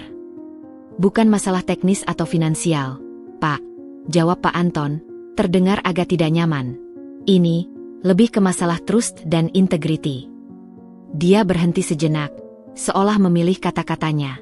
Istri saya dan saya sudah mendengar versi lengkap dari apa yang terjadi pada putri Anda. Dan kami juga memperhatikan bagaimana keluarga Tio menangani aftermath-nya dengan menyebarkan cerita yang tidak sesuai dengan fakta. Ayah diam, mendengarkan dengan saksama. Sebuah rasa puas yang dingin mulai merayap di hatinya. Dalam bisnis, Pak Budi, trust adalah segalanya. Jika sebuah keluarga bisa dengan mudah menghina calon menantu mereka sendiri dan kemudian memutarbalikkan fakta untuk menyelamatkan muka itu memunculkan pertanyaan besar tentang integritas dan kejujuran mereka dalam berbisnis. Suara Pak Anton kini lebih tegas. Kami tidak nyaman untuk memasukkan mereka ke dalam jaringan bisnis kami yang sangat mengandalkan kepercayaan dan reputasi. Risikonya terlalu besar. Kami memutuskan untuk menarik diri dari negosiasi. Ayah menghela napas, tetapi bukan napas kecewa. Saya memahami keputusan Anda, Pak Anton. Dan saya menghargai kepercayaan Anda pada kami dan pada kebenaran. Keluarga Anda menghadapi semua ini dengan bermartabat, Pak. Itu yang membuat kami yakin bahwa sumber cerita Anda lebih dapat dipercaya. Salam untuk putri Anda, ya. Semoga dia diberikan kekuatan. Begitu telepon ditutup, ayah tidak bisa menyembunyikan senyum tipisnya. Dia segera menceritakan pembicaraan itu kepada kami di ruang makan. Jadi, proyek besar mereka batal? Tanyaku, masih tidak percaya. Dampaknya terasa begitu langsung dan nyata. Batal. Konfirmasi ayah dengan mantap. Dan ini baru awal. Dalam dunia bisnis, gosip seperti ini menyebar cepat, terutama di kalangan elit. Satu perusahaan besar menarik diri, yang lain akan mulai mempertanyakan dan melakukan background check ulang. Ibu menggeleng-geleng kepala, campur antara kekejutan dan kepuasan. Astaga! Mereka menggali kuburan mereka sendiri dengan menyebar fitnah itu. Benar kata ayah. Beberapa hari kemudian, adikku, Raka, yang jago melacak informasi di internet, menunjukkan berita di portal bisnis online. Sebuah headline kecil tapi signifikan. JV antara grup Tio dan konglomerat lokal dikabarkan tunda indefinite. Artikel itu tidak menyebutkan alasan spesifik, hanya mengatakan keputusan strategis dari salah satu pihak. Tapi bagi yang tahu, ini adalah sinyal yang jelas. Aku bahkan mendapat pesan dari seorang teman yang bekerja di perusahaan venture capital yang pernah berurusan dengan keluarga Tio. Teman, "Hey Yesi, denger-denger nih, deal besar keluarga Tio sama grup Anton batal gegara internal issue? Katanya sih ada masalah integrity yang dipertanyakan? Apa related sama, you know, Aku membalas dengan singkat. Yes, I'm not really following their business news. Tapi saya harap mereka belajar bahwa setiap tindakan punya konsekuensinya. Karma terus bekerja. Seorang klien lama perusahaan konstruksi keluarga Tio, yang telah bekerja sama selama bertahun-tahun, tiba-tiba memutuskan untuk tidak memperpanjang kontrak yang hampir habis. Alasannya? Arah strategis yang berbeda. Namun, sumber dalam perusahaan tersebut membisikkan pada kenalan ayahku bahwa sang owner sempat berkomentar, "Saya tidak bisa mempercayai partner yang keluarganya punya moral kompas yang dipertanyakan." Bisnis keluarga Tio, yang selama ini dibangun dengan susah payah, dan mungkin juga dengan manipulasi dan pencitraan, mulai goyah. Mereka tidak hanya kehilangan proyek-proyek potensial, tetapi juga kepercayaan dari partner lama. Dalam dunia yang kompetitif, kepercayaan adalah mata uang yang paling berharga, dan mereka telah membakarnya dengan kesombongan dan kebohongan mereka. Melihat semua ini, aku tidak merasakan kebahagiaan atau kebencian. Yang kurasakan adalah sebuah ketenangan yang aneh. Ini bukan tentang balas dendam. Ini tentang keseimbangan alam semesta yang sedang bekerja. Mereka mencoba merusak reputasiku, dan sebagai balasannya, reputasi bisnis mereka, yang jelas-jelas lebih mereka hargai, yang menjadi taruhannya. Itu adalah sebuah pelajaran keras bahwa dalam hidup, Anda menuai apa yang Anda tabur. Dan keluarga Tio baru saja menuai badai yang mereka sendiri ciptakan benihnya di dalam sebuah mobil bridal, 30 menit sebelum akad nikah. Dampak dari pembatalan proyek besar dan retaknya reputasi bisnis keluarga Tio ternyata tidak hanya berhenti di dunia eksternal. Gelombang kejutnya merambat masuk ke dalam dinamika keluarga mereka sendiri, memicu gempa bumi yang selama ini tertahan di balik fasade kesempurnaan mereka. Beberapa minggu setelah pembatalan proyek dengan grup Anton, aku mulai menerima serangkaian pesan dari Mas Tio. Awalnya, pesan itu penuh dengan kemarahan dan rasa tidak percaya, mencoba membalikkan kesalahan dan menyudutkanku. "Mas Tio Yesi, apa yang telah kau lakukan? Bisnis keluarga hancur karena cerita-ceritamu. Apa kau tidak merasa bersalah?" Aku membacanya dengan perasaan dingin. Dia masih tidak mengerti. Aku tidak membalas. Pesan-pesan berikutnya mulai berubah nadanya. Berubah dari kemarahan menjadi kepanikan dan kemudian, keputusasaan. "Mas Tio Yes, tolong. Kita perlu bicara. Ibu sangat stres. Semua orang menyalahkan kami. Mas Tio, aku tahu ibu salah bicara. Tapi apakah itu sebanding dengan menghancurkan segalanya?" Aku masih diam.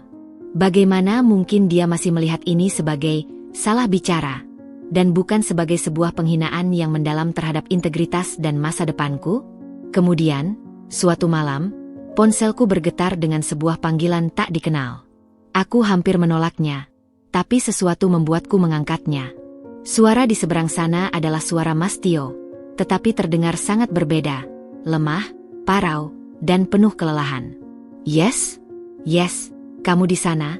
Suaranya terdesak, hampir seperti berbisik. "Aku di sini," jawabku, datar. "Dengar, aku minta maaf." Katanya terputus-putus, seperti berjuang untuk mengucapkannya. "Aku minta maaf untuk semuanya. Untuk apa yang ibu katakan, untuk diamku, untuk segalanya." Aku diam, mendengarkan. Ini adalah pertama kalinya dia benar-benar meminta maaf tanpa menyalahkanku. Aku tahu ini terlambat. Dan aku tahu kata-kata tidak ada artinya sekarang. Dia menarik napas dalam-dalam, dan aku bisa mendengar getarnya. "Tapi, kamu benar. Selama ini, aku lemah. Aku selalu membiarkan ibu mengatur segalanya. Karirku, hidupku, bahkan cintaku." Suaranya pecah. "Aku mencintaimu. Yes, aku benar-benar mencintaimu.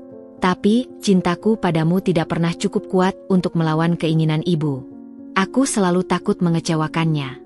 Aku terjebak dalam bayang-bayangnya, dalam ekspektasinya."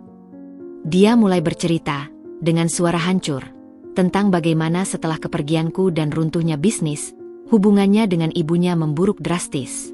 "Setiap hari adalah pertengkaran," bisiknya, suaranya penuh keputusasaan. "Aku menyalahkannya karena telah mengusirmu, karena telah merusak segalanya dengan omongannya. Dia menyalahkanku karena tidak bisa mengendalikanmu. karena membiarkan bisnis hancur akibat skandal ini. Dia bilang aku tidak becus, bahwa aku selalu mengecewakannya. Aku bisa mendengar tangisnya yang tertahan di seberang telepon. Dia tidak pernah mengakui kesalahannya. Yes, tidak pernah. Baginya, kami yang salah. Aku yang salah karena mencintaimu, dan kamu yang salah karena tidak patuh. Mendengar itu, sebuah perasaan aneh menyergapku. Bukan cinta, bukan kebencian, tapi rasa iba. Iba padanya yang ternyata adalah korban lain dari ambisi dan kontrol ibunya. Dia mungkin bukan penjahat utama, tapi dia adalah seorang yang lemah yang membiarkan kelemahannya melukai orang lain. Tio, kataku untuk pertama kalinya, suaraku lembut namun tegas. Aku mendengar semua yang kau katakan. Dan aku menerima permintaan maafmu. Dia terdiam, seolah tidak percaya. Tapi, lanjutku, maafmu tidak mengubah apapun. Yang terjadi telah terjadi. Aku tidak bisa kembali padamu. Kepercayaanku hancur, dan yang lebih penting, aku tidak bisa memasuki sebuah keluarga di mana aku akan selalu dianggap rendah dan di mana konflik seperti ini akan selalu terjadi. Tapi, kita bisa pergi. Kita bisa tinggal jauh dari ibu. Protesnya, putus asa. Itu tidak akan menyelesaikan akar masalahnya, Tio. Akar masalahnya adalah ketidakmampuanmu untuk berdiri sendiri dan mengatakan, tidak, padanya. Sampai kau bisa melakukan itu, tidak peduli dengan siapapun kau, ibumu akan selalu menjadi bayangan dalam hubunganmu. Aku menghela napas. Kepergianku ini, mungkin adalah pelajaran terberat yang kau butuhkan. Untuk tumbuh. Untuk belajar menjadi pria yang mandiri, bukan boneka ibumu. Dia menangis dengan keras sekarang. Aku membiarkannya. Itu adalah tangisan yang selama ini terpendam. Tangisan untuk kebebasan yang tidak pernah dia miliki. Aku tidak tahu bagaimana harus mulai. Isaknya. Itu bukan lagi urusanku, Tio. Kataku dengan lembut namun final. Itu urusanmu dan terapismu. Aku harus melanjutkan hidupku. Dan kau juga harus melanjutkan hidupmu. Tapi lakukanlah untuk dirimu sendiri, bukan untuk ibumu atau siapapun. Ada keheningan panjang. Hanya terdengar suara isakannya yang perlahan mereda. Terima kasih. Yes, bisiknya akhirnya. Suaranya hancur namun terdengar lebih jernih. Terima kasih sudah membukakan mataku, meski caranya sangat menyakitkan. Aku berharap yang terbaik untukmu. Kamu pantas mendapatkan yang jauh lebih baik dari aku. Aku juga berharap yang terbaik untukmu, Tio. Semoga kau menemukan jalanmu. Aku menutup telepon. Hatiku terasa berat, tetapi juga lega. Sebuah bab telah benar-benar ditutup. Aku tidak membencinya lagi. Aku justru berharap dia bisa menemukan kebahagiaannya suatu hari nanti, jauh dari bayang-bayang yang selama ini mengendalikannya. Dan untukku, ini adalah pembebasan terakhir. Aku akhirnya bisa benar-benar melangkah maju, tanpa beban amarah atau penyesalan. Keheningan di rumah setelah semua drama mereda terasa berbeda. Bukan lagi keheningan yang dipenuhi oleh desas-desus telepon atau bisikan khawatir, melainkan sebuah ketenangan yang membolehkanku untuk akhirnya mendengarkan suaraku sendiri. Suara yang selama 3 tahun terakhir mungkin sedikit teredam oleh narasi, calon istri yang sempurna, untuk keluarga Tio. Suatu pagi, aku duduk di meja makan, menatap kosong ke secangkir teh yang sudah dingin. Ibu mendekat, wajahnya masih menyimpan sisa-sisa kekhawatiran. Sayang, lagi mikir apa? Jangan-jangan masih kepikiran hal-hal kemarin? Tanyanya, suara lembut penuh kehati-hatian. Aku menggeleng, memberikan senyum kecil yang tulus untuk pertama kalinya sejak pembatalan itu. Enggak, Bu. Aku justru mikir, sekarang aku punya waktu banyak. Aku mau ngapain? Ibu duduk di sebelahku. Ya, istirahat dulu, sayang. Jangan dipaksakan. Tapi aku tidak mau hanya diam, Bu. Aku ingin melakukan sesuatu. Sesuatu yang benar-benar untukku. Bukan untuk jadi CV yang bagus, atau buat memenuhi ekspektasi orang. Jelasku, perasaan baru menggelora di dadaku. Mataku kemudian tertuju pada sebuah toples berisi kue kering bikinan sendiri yang ada di tengah meja. Sebuah ide yang lama terpendam tiba-tiba menyala. Membuat kue. Selama ini, itu hanya hobi. Pelarian saat stres. Setiap kali ada acara keluarga, aku selalu bersemangat membuat kue cantik untuk disumbangkan. Tapi itu selalu dianggap sebagai kesukaan Yesi yang lucu, bukan sesuatu yang serius. Aku ingin seriusin bikin kue, Bu. Kue-kue custom yang bagus, ucapku. Suaraku masih ragu apakah ini akan didukung. Wajah ibu bersinar. Wah, ide bagus itu. Kue-kue kamu memang selalu enak dan cantik. Ibu dukung.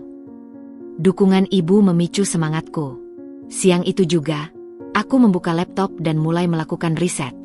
Aku menghabiskan berjam-jam membaca blog pastry, menonton tutorial decorating di YouTube, dan melihat portfolio para cake artis ternama. Dunia baru yang selama ini hanya kusentuh sekadar kini terbuka lebar. Ayah, aku mau ikut kursus pastry yang profesional, ujarku pada ayah malam itu saat makan malam.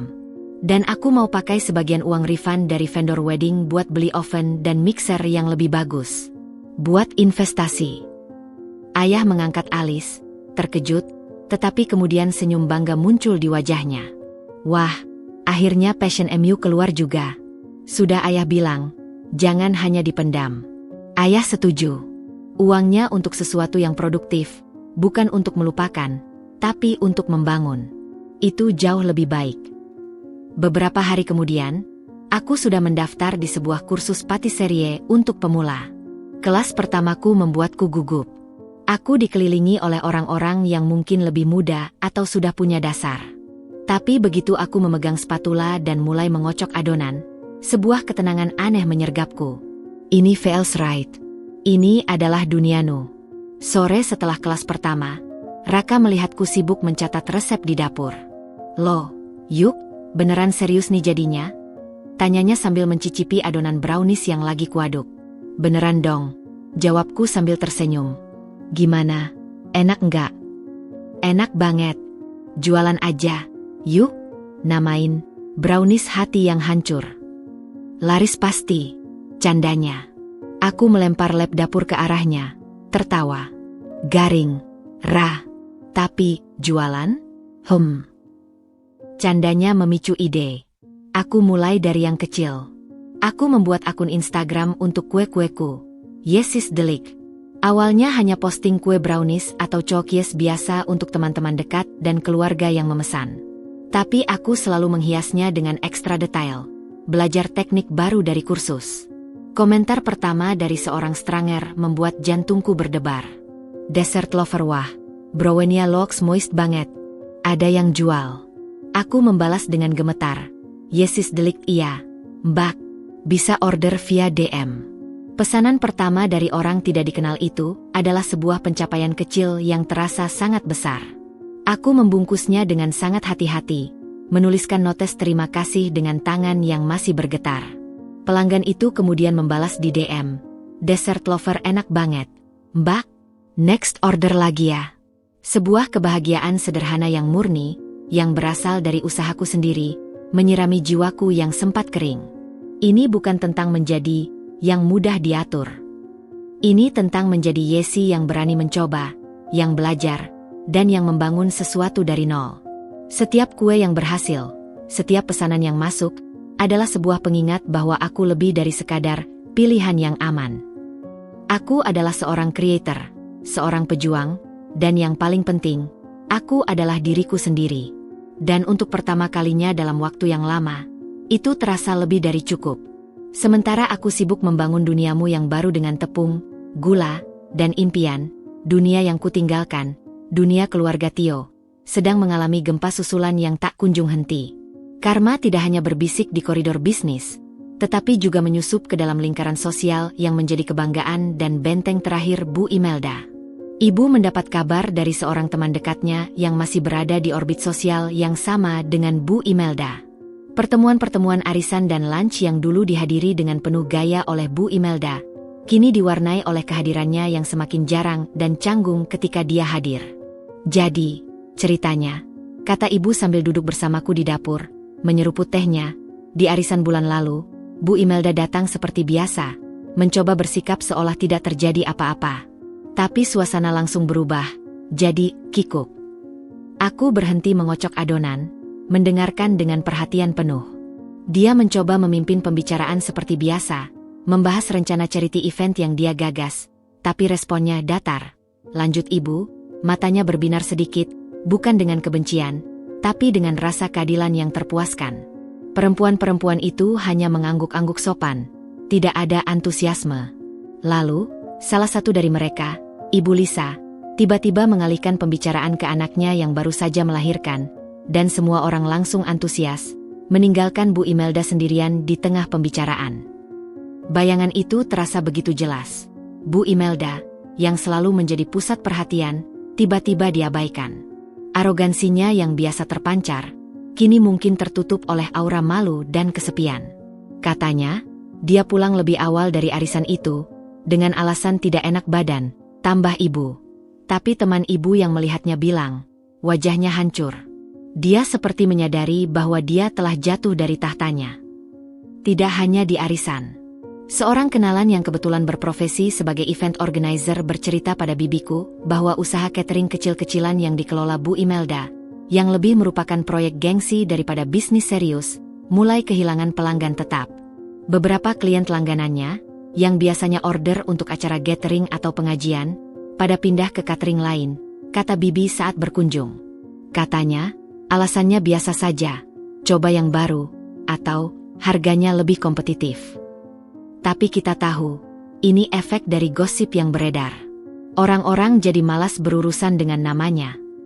Aku mencoba untuk tidak merasa senang atas penderitaan orang lain, tetapi ada rasa puas yang tak terbantahkan melihat bahwa kebenaran, pada akhirnya, membawa konsekuensinya sendiri. Ini bukan tentang balas dendam, tetapi tentang pertanggungjawaban. Suatu sore, aku tidak sengaja bertemu dengan salah satu anggota social circle Bu Imelda di sebuah butik kecil. Ibu Dewi, seorang wanita yang selalu ramah padaku selama masa pertunangan. Wajahnya terlihat sedikit merah ketika melihatku, seolah tidak tahu harus bersikap bagaimana. Yesi. Halo. Sudah lama tidak bertemu, katanya, canggung. Halo, Bu Dewi. Iya, sudah lama, jawabku dengan sopan dan tenang, tanpa dendam.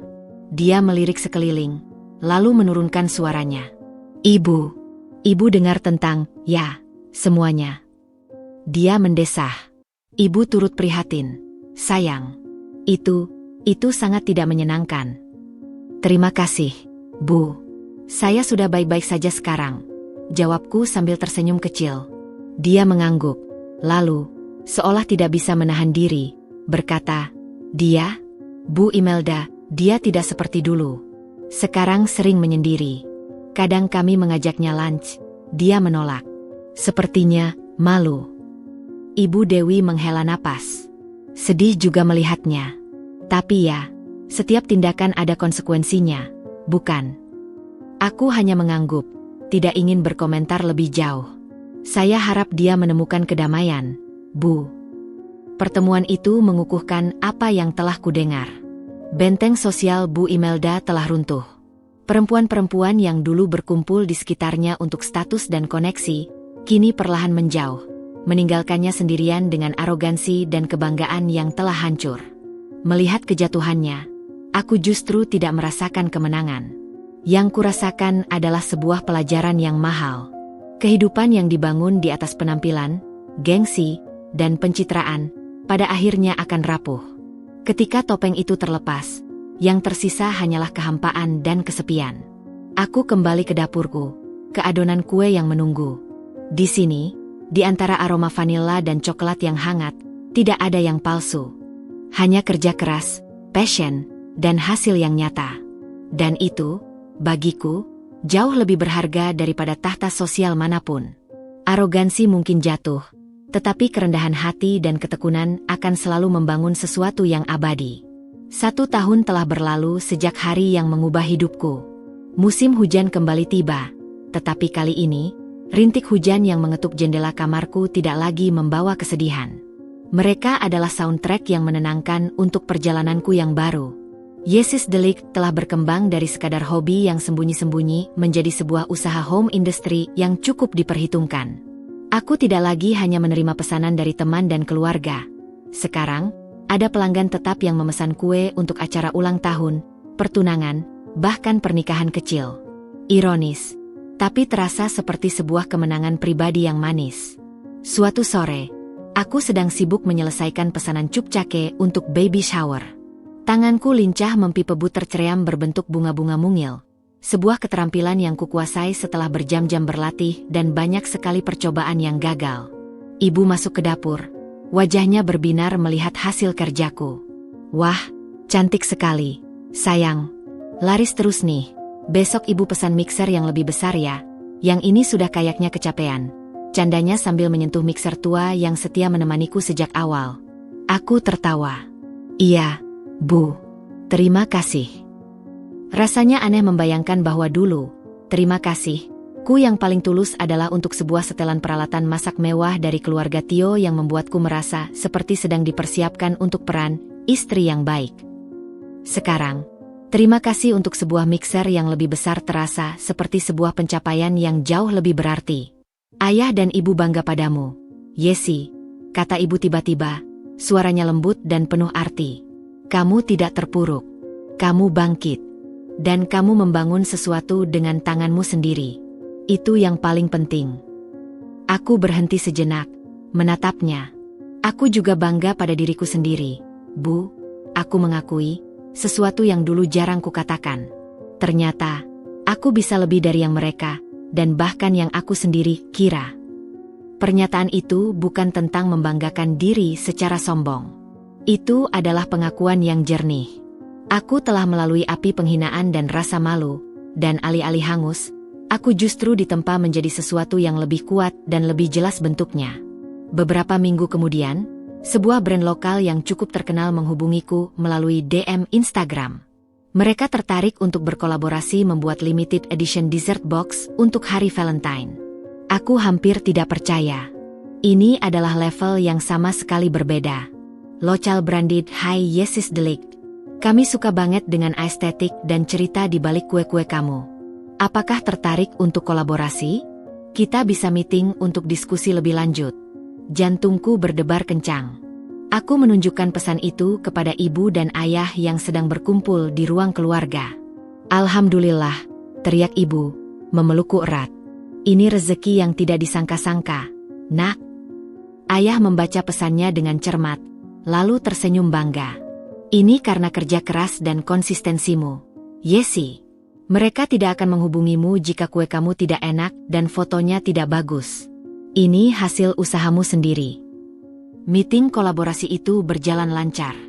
Aku, yang dulu mungkin gemetar dan mencari persetujuan Mas Tio atau keluarganya untuk setiap keputusan, sekarang bisa dengan percaya diri menjabarkan idemu, menegosiasikan harga, dan mempertahankan visiku untuk desain dessert box tersebut. Rasanya seperti Yesi yang sebenarnya, seorang perempuan dengan passion, ide, dan kemampuan untuk mewujudkannya. Proyek kolaborasi itu sukses. Dessert box-nya terjual habis dalam waktu singkat. Bukan hanya itu, aku mendapatkan banyak followers baru dan pesanan yang membludak. Di puncak kesibukan itu, terkadang aku masih terdiam sejenak, mengenang Yesi yang dulu, yang hampir saja mengubur dirinya sendiri dalam peran sebagai istri yang mudah diatur. Aku hampir kehilangan diriku dalam bayang-bayang ekspektasi orang lain. Tapi sekarang, aku telah menemukan kembali diriku. Bukan melalui cinta dari seorang laki-laki lain, tetapi melalui proses pertumbuhan yang menyakitkan namun necessary.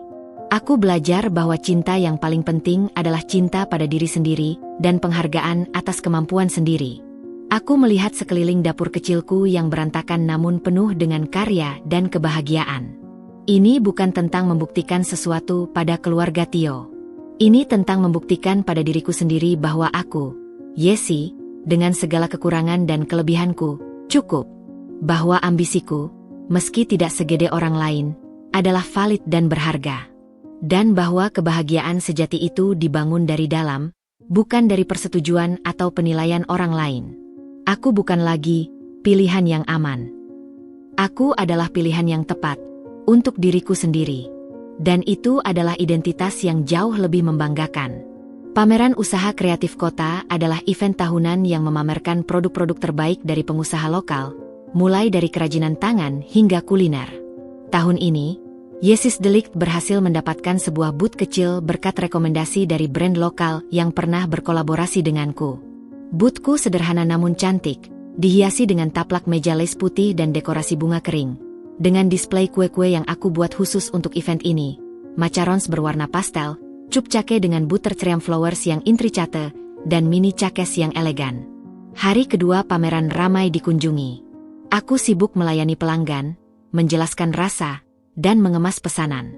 Suasana hiruk-pikuk dan aroma manis adalah duniaku sekarang, dan aku menikmati setiap detiknya. Sampai jumpa lagi, Mbak. Kuenya enak banget, ujar seorang pelanggan dengan senyum lebar sebelum pergi. Aku membalas senyumnya, perasaan puas mengisi dadaku. Saat aku menunduk untuk mengambil stok tambahan dari bawah meja, sebuah suara yang sangat familiar, namun terasa seperti berasal dari kehidupan lain, menyapaku. Yesi. Aku membeku. Perlahan, aku berdiri. Dan di sana, berdiri tepat di depan boothku, adalah Mas Tio. Dia terlihat berbeda. Jas dan dasi yang selalu menjadi seragamnya digantikan oleh kemeja linen sederhana dan celana chino. Wajahnya yang dulu selalu terpoles rapi sekarang terlihat lebih tua, dengan bayangan kelelahan di bawah matanya dan sedikit kerutan di sudut-sudutnya yang dulu halus. Tatapannya, yang dulu penuh dengan kepercayaan diri yang dipaksakan, sekarang terlihat lebih dalam, lebih manusiawi, namun juga lesu. Yesi, ini kamu? Katanya lagi, matanya menyapu boothku, penuh dengan ketidakpercayaan. Ini usahamu. Aku menarik napas dalam-dalam, mengumpulkan semua ketenangan yang kumiliki. Iya, Mas. Ini usahaku. Yesis De Ligt. Dia mengangguk pelan, seperti sedang mencerna informasi yang tidak terduga. Aku lihat iklan pamerannya. Cuma iseng datang. Tidak menyangka. Suaranya terdengar datar, hampir seperti orang yang kehilangan arah. Silakan dicoba, kalau mau, ujarku, berusaha bersikap profesional, menawarkan sebuah sample macaron di atas nampan kecil. Tanganku tidak gemetar. Aku terkejut dengan betapa tenangnya diriku. Dia mengambilnya, memakannya dengan lambat. Enak, komentarnya, tapi sepertinya pikirannya tidak benar-benar pada kue itu. Matanya menatapku, seolah mencari sesuatu yang sudah hilang. Kamu kelihatan baik, bahagia. Aku baik, dan bahagia, jawabku, jujur. Sibuk, tapi menyenangkan. Dia mengangguk lagi, lalu ada keheningan yang canggung antara kami, diisi hanya oleh suara riuh pameran di sekeliling. Aku ingin minta maaf. Yes. Secara langsung, ujarnya tiba-tiba, suaranya rendah sehingga hanya aku yang mendengarnya. Untuk semuanya. Untuk ibu, untuk diamku, untuk rasa sakit yang kami sebabkan. Aku mengamatinya. Kali ini, permintaan maafnya terasa berbeda. Tidak lagi putus asa atau penuh kepanikan seperti pesan-pesannya dulu. Ini terasa lebih tulus, lebih menerima. Terima kasih atas permintaan maafmu, Tio. Jawabku, menyebut namanya tanpa embel-embel, Mas, untuk pertama kalinya. Aku menerimanya. Dia melihat ke bawah, seolah lega, tetapi juga malu. Setelah kepergianmu, semuanya berantakan. Benar-benar berantakan. Dia mulai bercerita, suaranya kosong. Hubungan dengan ibu tidak pernah pulih. Kami saling menyalahkan. Bisnis keluarga, kamu mungkin dengar, mengalami kemunduran. Banyak partner yang menarik diri. Aku hanya mendengarkan, tidak menawarkan simpati atau kepuasan. Ini adalah konsekuensi dari tindakan mereka, dan aku tidak bertanggung jawab untuk menghiburnya. Dia, ibu, sekarang sering sakit-sakitan. Stres, kata dokter. Tekanan darahnya tinggi. Dia tidak pernah benar-benar mengakui kesalahannya, tapi dia seperti kehilangan semangat. Kehilangan segalanya. Dia menghela napas panjang. Dan aku menyadari bahwa kamu benar. Aku lemah. Aku membiarkan semua ini terjadi. Kepergianmu adalah pelajaran terberat yang membuka mataku. Tapi, mungkin sudah terlambat untuk memperbaiki banyak hal. Mendengar tentang kondisi Bu Imelda, hatiku tersentak. Bukan karena rasa bahagia, tapi karena rasa iba yang dalam. Dia adalah wanita yang terperangkap dalam dunianya sendiri, dikelilingi oleh ilusi yang dia ciptakan, dan sekarang ilusi itu runtuh menimpanya. Aku turut prihatin mendengarnya, Tio, ucapku, dan aku sungguh-sungguh memaksudkannya. Tapi, seperti yang dulu kukatakan, itu adalah jalan yang harus kalian lalui sendiri. Aku telah memilih jalan yang berbeda. Dia menatapku, dan untuk pertama kalinya, aku melihat penerimaan di matanya, bukan penyesalan yang menyiksa. Iya, dan kelihatannya jalan yang kamu pilih sangat cocok untukmu. Dia memberikan senyum kecil, yang pertama sejak dia tadi. Aku benar-benar senang melihatmu seperti ini, Yesi. Bahagia dan bersinar dengan caramu sendiri. Terima kasih, Tio, jawabku. Aku harap kamu juga menemukan jalanmu. Benar-benar menemukannya, untuk dirimu sendiri. Dia mengangguk, dan setelah beberapa detik keheningan yang lebih nyaman, dia mengucapkan selamat tinggal dan berbalik pergi, menghilang di antara kerumunan pameran. Aku berdiri di belakang butku, melihatnya pergi. Tidak ada sakit, tidak ada rindu, tidak ada amarah. Hanya sebuah rasa penutupan yang damai. Dia bukan lagi bagian dari ceritaku, dan aku bukan lagi bagian dari ceritanya. Kami telah membubarkan diri ke dalam arus kehidupan yang berbeda. Dan itu, akhirnya, terasa baik-baik saja. Setelah pertemuan singkat dan mengejutkan di pameran, aku mengira interaksiku dengan Tio telah usai. Namun, beberapa hari kemudian, sebuah paket kecil tiba di rumah untukku. Alamat pengirimnya kosong, tetapi dari gaya pengepakan dan pita coklatnya yang khas, aku tahu ini dari dia. Hatiku berdebar-debar, bukan karena harapan atau kecemasan, tetapi karena keingintahuan yang tenang. Apalagi yang bisa dia inginkan? Dengan hati-hati, aku membuka paket itu. Di dalamnya, bukanlah hadiah mewah atau surat yang dramatis. Hanya sebuah USB drive sederhana dan selembar kertas catatan kecil dengan tulisan tangannya yang rapi. Yesi, percakapan di pameran masih terasa kurang. Ada hal-hal yang masih mengganjal di hatiku, hal-hal yang harus kuucapkan tetapi tidak bisa di tempat umum. Aku merekam ini untukmu. Tidak ada tekanan untuk mendengarkannya. Terima kasih untuk waktumu, Tio. Rasa penasaran mengalahkan kehati-hatian. Dengan jantung yang berdebar sedikit lebih kencang, aku mencolokkan USB drive itu ke laptopku. Ada satu file audio di dalamnya. Aku mengambil napas dalam-dalam dan menekan play. Suara Tio terdengar, lebih lembut dan lebih lelah daripada di pameran, seolah direkam larut malam. Halo, Yesi. Maaf mengganggu lagi. Dia mulai dengan tawa kecil yang getir.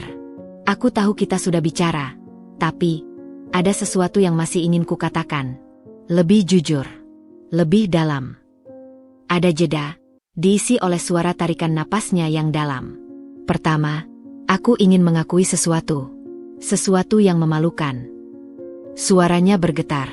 Dulu, saat ibu mengatakan hal-hal buruk tentangmu di mobil, dan aku diam, itu bukan hanya karena aku lemah atau takut, tapi juga karena, di lubuk hati terdalam yang paling memalukan, aku setuju dengan beberapa hal yang dia katakan.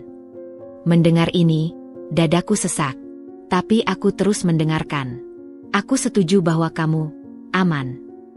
Bahwa kamu tidak akan mengganggu karirku. Itu egois dan bodoh. Aku melihatmu melalui kacamataku dan ibuku yang sempit.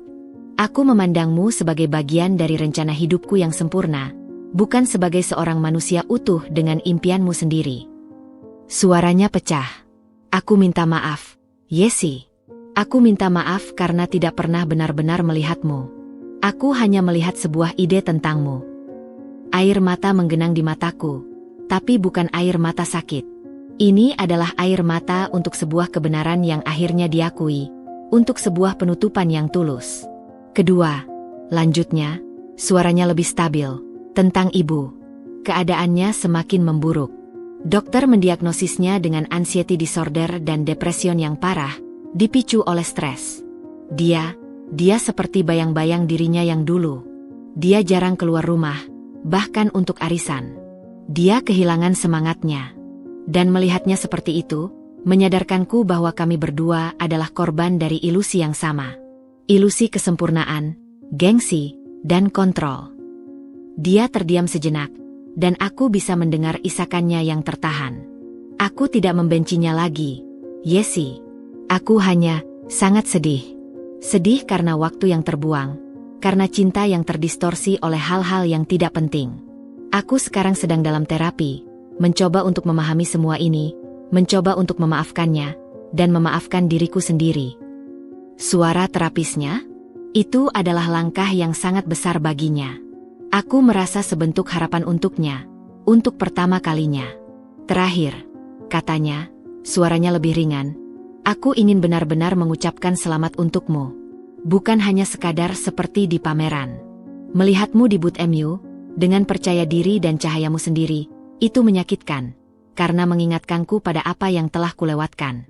Tapi itu juga menyembuhkan, karena membuktikan bahwa kamu selalu menjadi orang yang kuat dan berbakat, dan aku yang buta tidak melihatnya. Aku berharap yang terbaik untukmu, Yesi. Benar-benar, kamu pantas mendapatkan semua kebahagiaan itu. Terima kasih sudah pernah menjadi bagian dari hidupku, dan maafkan aku karena telah memperlakukanmu dengan tidak layak. Selamat tinggal. Rekaman itu berakhir. Aku duduk dalam keheningan kamarku untuk waktu yang lama, memproses setiap kata. Tidak ada kemarahan yang tersisa. Hanya sebuah pengertian yang dalam dan sedih tentang betapa beracunnya dinamika keluarga mereka, dan betapa berbedanya jalan kami sekarang. Dia akhirnya mengakui segalanya, tanpa syarat, tanpa pembenaran. Itu adalah hadiah terakhir yang bisa dia berikan padaku. Sebuah pengakuan tulus yang membebaskanku dari sisa-sisa keraguan terakhir tentang keputusanku. Aku tidak salah. Aku menyelamatkan diriku. Aku tidak membalas pesan atau mengirimkan respon apapun. Rekaman itu adalah kata penutup dari babnya dalam hidupku. Dan aku merasa damai dengan itu. Penyesalannya adalah miliknya untuk dipelajari, bukan milikku untuk diselesaikan. Aku memiliki kue untuk dipanggang, pesanan untuk dipenuhi, dan sebuah kehidupan yang telah kubangun dengan susah payah untuk dinikmati. Dan untuk pertama kalinya, masa depanku terasa sepenuhnya milikku sendiri, tanpa bayang-bayang masa laluku. Waktu terus berjalan, membawa serta arus kehidupan yang tak terhindarkan. 4 bulan telah berlalu sejak rekaman suara Tio tiba, dan aku dengan sengaja memilih untuk tidak membalasnya. Itu adalah bab yang sudah tertutup, dan pengakuannya, meski kuhargai, tidak mengubah apapun bagiku. Aku sibuk dengan pesanan yang semakin meningkat, eksperimen resep baru, dan kebahagiaan sederhana yang kumiliki atas hidup yang kubangun sendiri. Suatu sore, saat aku sedang menyelesaikan pesanan kue untuk perayaan ulang tahun perusahaan sebuah startup lokal, Raka tiba-tiba masuk ke dapur dengan wajah yang sulit dibaca. Di tangannya tergenggam tablet. "Yuk, ada berita," katanya, suaranya datar, tidak seperti biasanya yang ceria atau penuh semangat gosip. Aku meletakkan spatula, menatapnya. "Berita apa? Jangan-jangan ada artis yang selingkuh lagi?" Candaku mencoba meredakan ketegangan di wajahnya. Dia menggeleng, lalu meletakkan tablet di atas meja dapur, jauh dari adonan kue. Di layarnya terbuka sebuah artikel dari portal berita finansial terkemuka. Headline-nya membuat nafasku tertahan sebentar. Grup Tio resmi dinyatakan pilot, aset-aset mewah dilelang untuk lunasi utang. Aku mengambil tablet itu, membacanya dengan cermat. Artikel itu merinci bagaimana bisnis keluarga Tio, yang sudah goyah sejak kehilangan beberapa proyek besar dan partner kunci, akhirnya kolaps. Utang yang menumpuk, ditambah dengan mismanajemen dan ketidakpercayaan dari investor, istilah halus untuk reputasi yang hancur, telah memaksa mereka mengajukan pilot. Rumah megah mereka yang dulu sering dipamerkan di media sosial, mobil-mobil mewah, dan bahkan koleksi perhiasan Bu Imelda akan dilelang untuk mencoba melunasi kewajiban mereka. Astaga, bisikku, bukan dengan rasa senang, tetapi dengan sebuah keterkejutan yang dalam dan hampir tidak nyata. Ini adalah karma dalam skala yang hampir tak terbayangkan. Ayah sudah dengar dari teman-temannya di dunia usaha, kata Raka, memecah keheningan.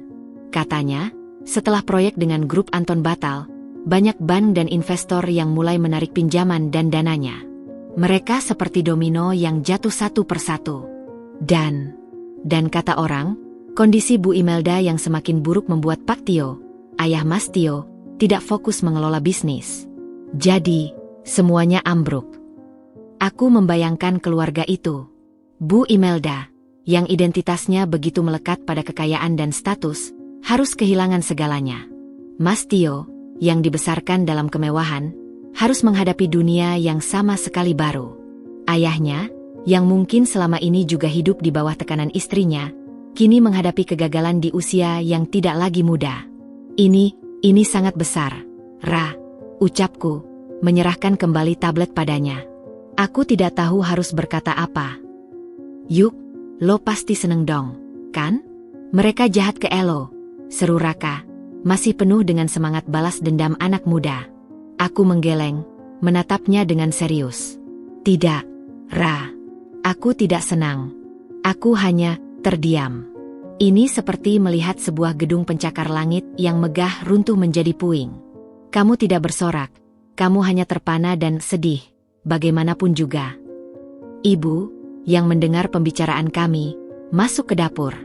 Wajahnya juga terlihat serius. Ayah sudah telepon tadi. Dia juga dengar. Ibu mendekat, memeluk pundakku.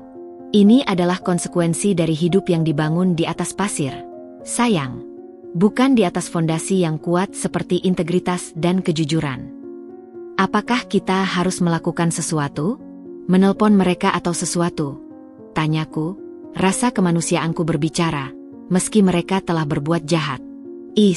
Tidak, potong Raka. Biarin aja mereka merasakan akibatnya. Ibu menjawab dengan lebih bijak. Tidak, Yesi. Hubungan kita dengan mereka sudah putus. Memberikan belas kasihan sekarang mungkin bahkan akan terlihat seperti penghinaan. Mereka punya keluarga besar. Biarkan mereka menghadapi ini dengan caranya sendiri. Doakan saja mereka diberikan kekuatan dan belajar dari semua ini. Aku mengangguk. Ibu benar. Kadang-kadang, karma terbesar adalah membiarkan seseorang menghadapi konsekuensi alami dari tindakan mereka tanpa campur tangan kita. Malam itu, aku duduk di balkon kamar, memandangi langit kota. Bayangan keluarga Tio menghantuiku. Rumah mereka yang sepi dan gelap sekarang. Kegembiraan dan tawa yang dulu mungkin pernah ada, terkubur oleh keserakahan dan pencitraan. Ini adalah kejatuhan yang tragis dan sempurna. Mereka kehilangan segalanya. Kekayaan, status, reputasi, dan kesehatan. Hal-hal duniawi yang paling mereka banggakan dan jadikan ukuran kesuksesan. Karma telah bekerja dengan presisi yang hampir menakutkan. Dan dalam keheningan malam, aku menyadari sesuatu yang penting. Kebahagiaanku yang sekarang tidak dibangun dari kejatuhan mereka. Kebahagiaanku dibangun dari pilihanku untuk berjalan menjauh, dari kerja kerasku, dan dari dukungan keluarga yang mencintaiku apa adanya. Kejatuhan mereka adalah cerita mereka. Kebangkitanku adalah ceritaku. Aku berdoa dalam hati untuk mereka. Bukan untuk kekayaan mereka kembali, tetapi untuk kedamaian dan kebijaksanaan yang mungkin lahir dari puing-puing kehancuran mereka. Lalu, aku kembali ke dapur, ke dunianu yang sederhana namun penuh makna, meninggalkan tragedi mereka di luar pintu. Aku memiliki kue yang harus dipanggang, dan itu terasa jauh lebih penting. Melihat kejatuhan dramatis keluarga Tio terasa seperti menyaksikan sebuah episode akhir dari drama televisi yang kelam. Namun, berbeda dengan kepuasan nakal yang mungkin diharapkan penonton, yang kurasakan justru adalah sebuah keheningan yang dalam dan sebuah pemahaman yang jernih tentang arti karma yang sebenarnya. Beberapa hari setelah berita pilot itu tersebar, aku dan keluarga sedang menikmati makan malam santai di rumah. Suasana hangat dengan aroma sup ayam dan obrolan ringan tentang hari-hari kami. Topik tentang keluarga Tio tidak sengaja tersinggung. Jadi, mereka benar-benar kehilangan segalanya, ya? Gumam ibu sambil menyuapkan nasi. Ada nada prihatin yang tulus dalam suaranya, bukan kemunafikan. Sepertinya iya, Bu, jawabku.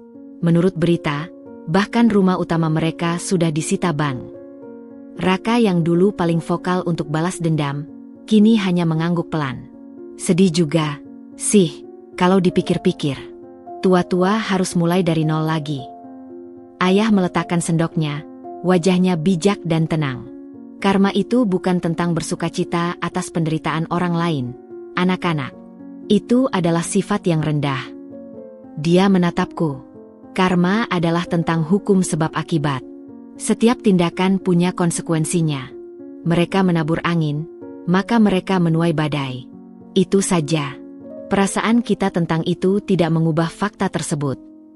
Aku mengangguk, memahami sepenuhnya. Aku tidak merasa senang. Yah, aku hanya merasa lega. Lega karena dulu aku memilih untuk tidak terlibat dalam badai itu. Lega karena aku tidak ikut tenggelam bersama mereka. Dan itulah pelajaran terbesarnya. Tambah ibu, meraih tanganku. Kamu tidak membatalkan pernikahanmu untuk menghancurkan mereka. Kamu membatalkannya untuk menyelamatkan dirimu sendiri.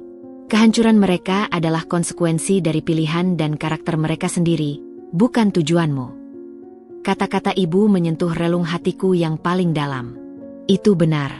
Selama ini, perjalananku bukan tentang mereka. Itu tentang aku. Tentang menemukan kembali suaraku, kekuatanku, dan passionku. Kebangkitan Yesis Delict, dukungan keluarga, dan kedamaian yang kurasakan sekarang. Semua itu akan terjadi terlepas dari apakah keluarga Tio jatuh atau tidak. Kejatuhan mereka hanyalah sebuah latar belakang yang mengingatkanku pada betapa berharganya pilihan yang telah kuambil. Aku belajar bahwa karma terbesar bukanlah melihat musuhmu menderita. Karma terbesar adalah ketika kamu bisa mencapai kebahagiaan dan kedamaianmu sendiri, terlepas dari apa yang terjadi pada orang yang pernah menyakitimu. Itu adalah kemenangan sejati. Keesokan harinya, aku menerima pesanan kue untuk acara syukuran kecil sebuah keluarga. Aku membuat set kue sederhana namun penuh makna, dihiasi dengan bunga-bunga gula yang mereka indah. Saat menyerahkan kue itu, wajah bahagia dan ucapan terima kasih tulus dari mereka membuatku tersenyum lebar. Di saat itulah, aku menyadari bahwa lingkaran telah benar-benar tertutup. Dulu, aku hampir terperangkap dalam sebuah kehidupan di mana kebahagiaan adalah sebuah ilusi, sebuah pertunjukan untuk dilihat orang lain. Sekarang, kebahagiaanku adalah nyata, sederhana, dan terasa di setiap kue yang berhasil kuangkat dari oven, di setiap pelanggan yang puas, dan di setiap pelukan keluargaku di meja makan. Aku tidak lagi memikirkan Bu Imelda, Tio, atau kehancuran mereka. Mereka telah menjadi bagian dari masa laluku, sebuah bab yang penting untuk dibaca tetapi tidak perlu dibaca berulang-ulang. Aku telah melangkah maju, dan langkahku terasa ringan karena aku tidak membawa beban kebencian atau keinginan balas dendam. Aku memandangi langit biru dari jendela dapur, merasakan hangatnya matahari di wajah. Hari ini adalah hari yang indah untuk memanggang, untuk mencipta, dan untuk hidup. Dan itu sudah lebih dari cukup. Karma telah melakukan tugasnya, dan aku pun telah melakukan tugasku, untuk hidup dengan jujur, penuh cinta, dan damai. Dan pada akhirnya, itulah yang paling penting.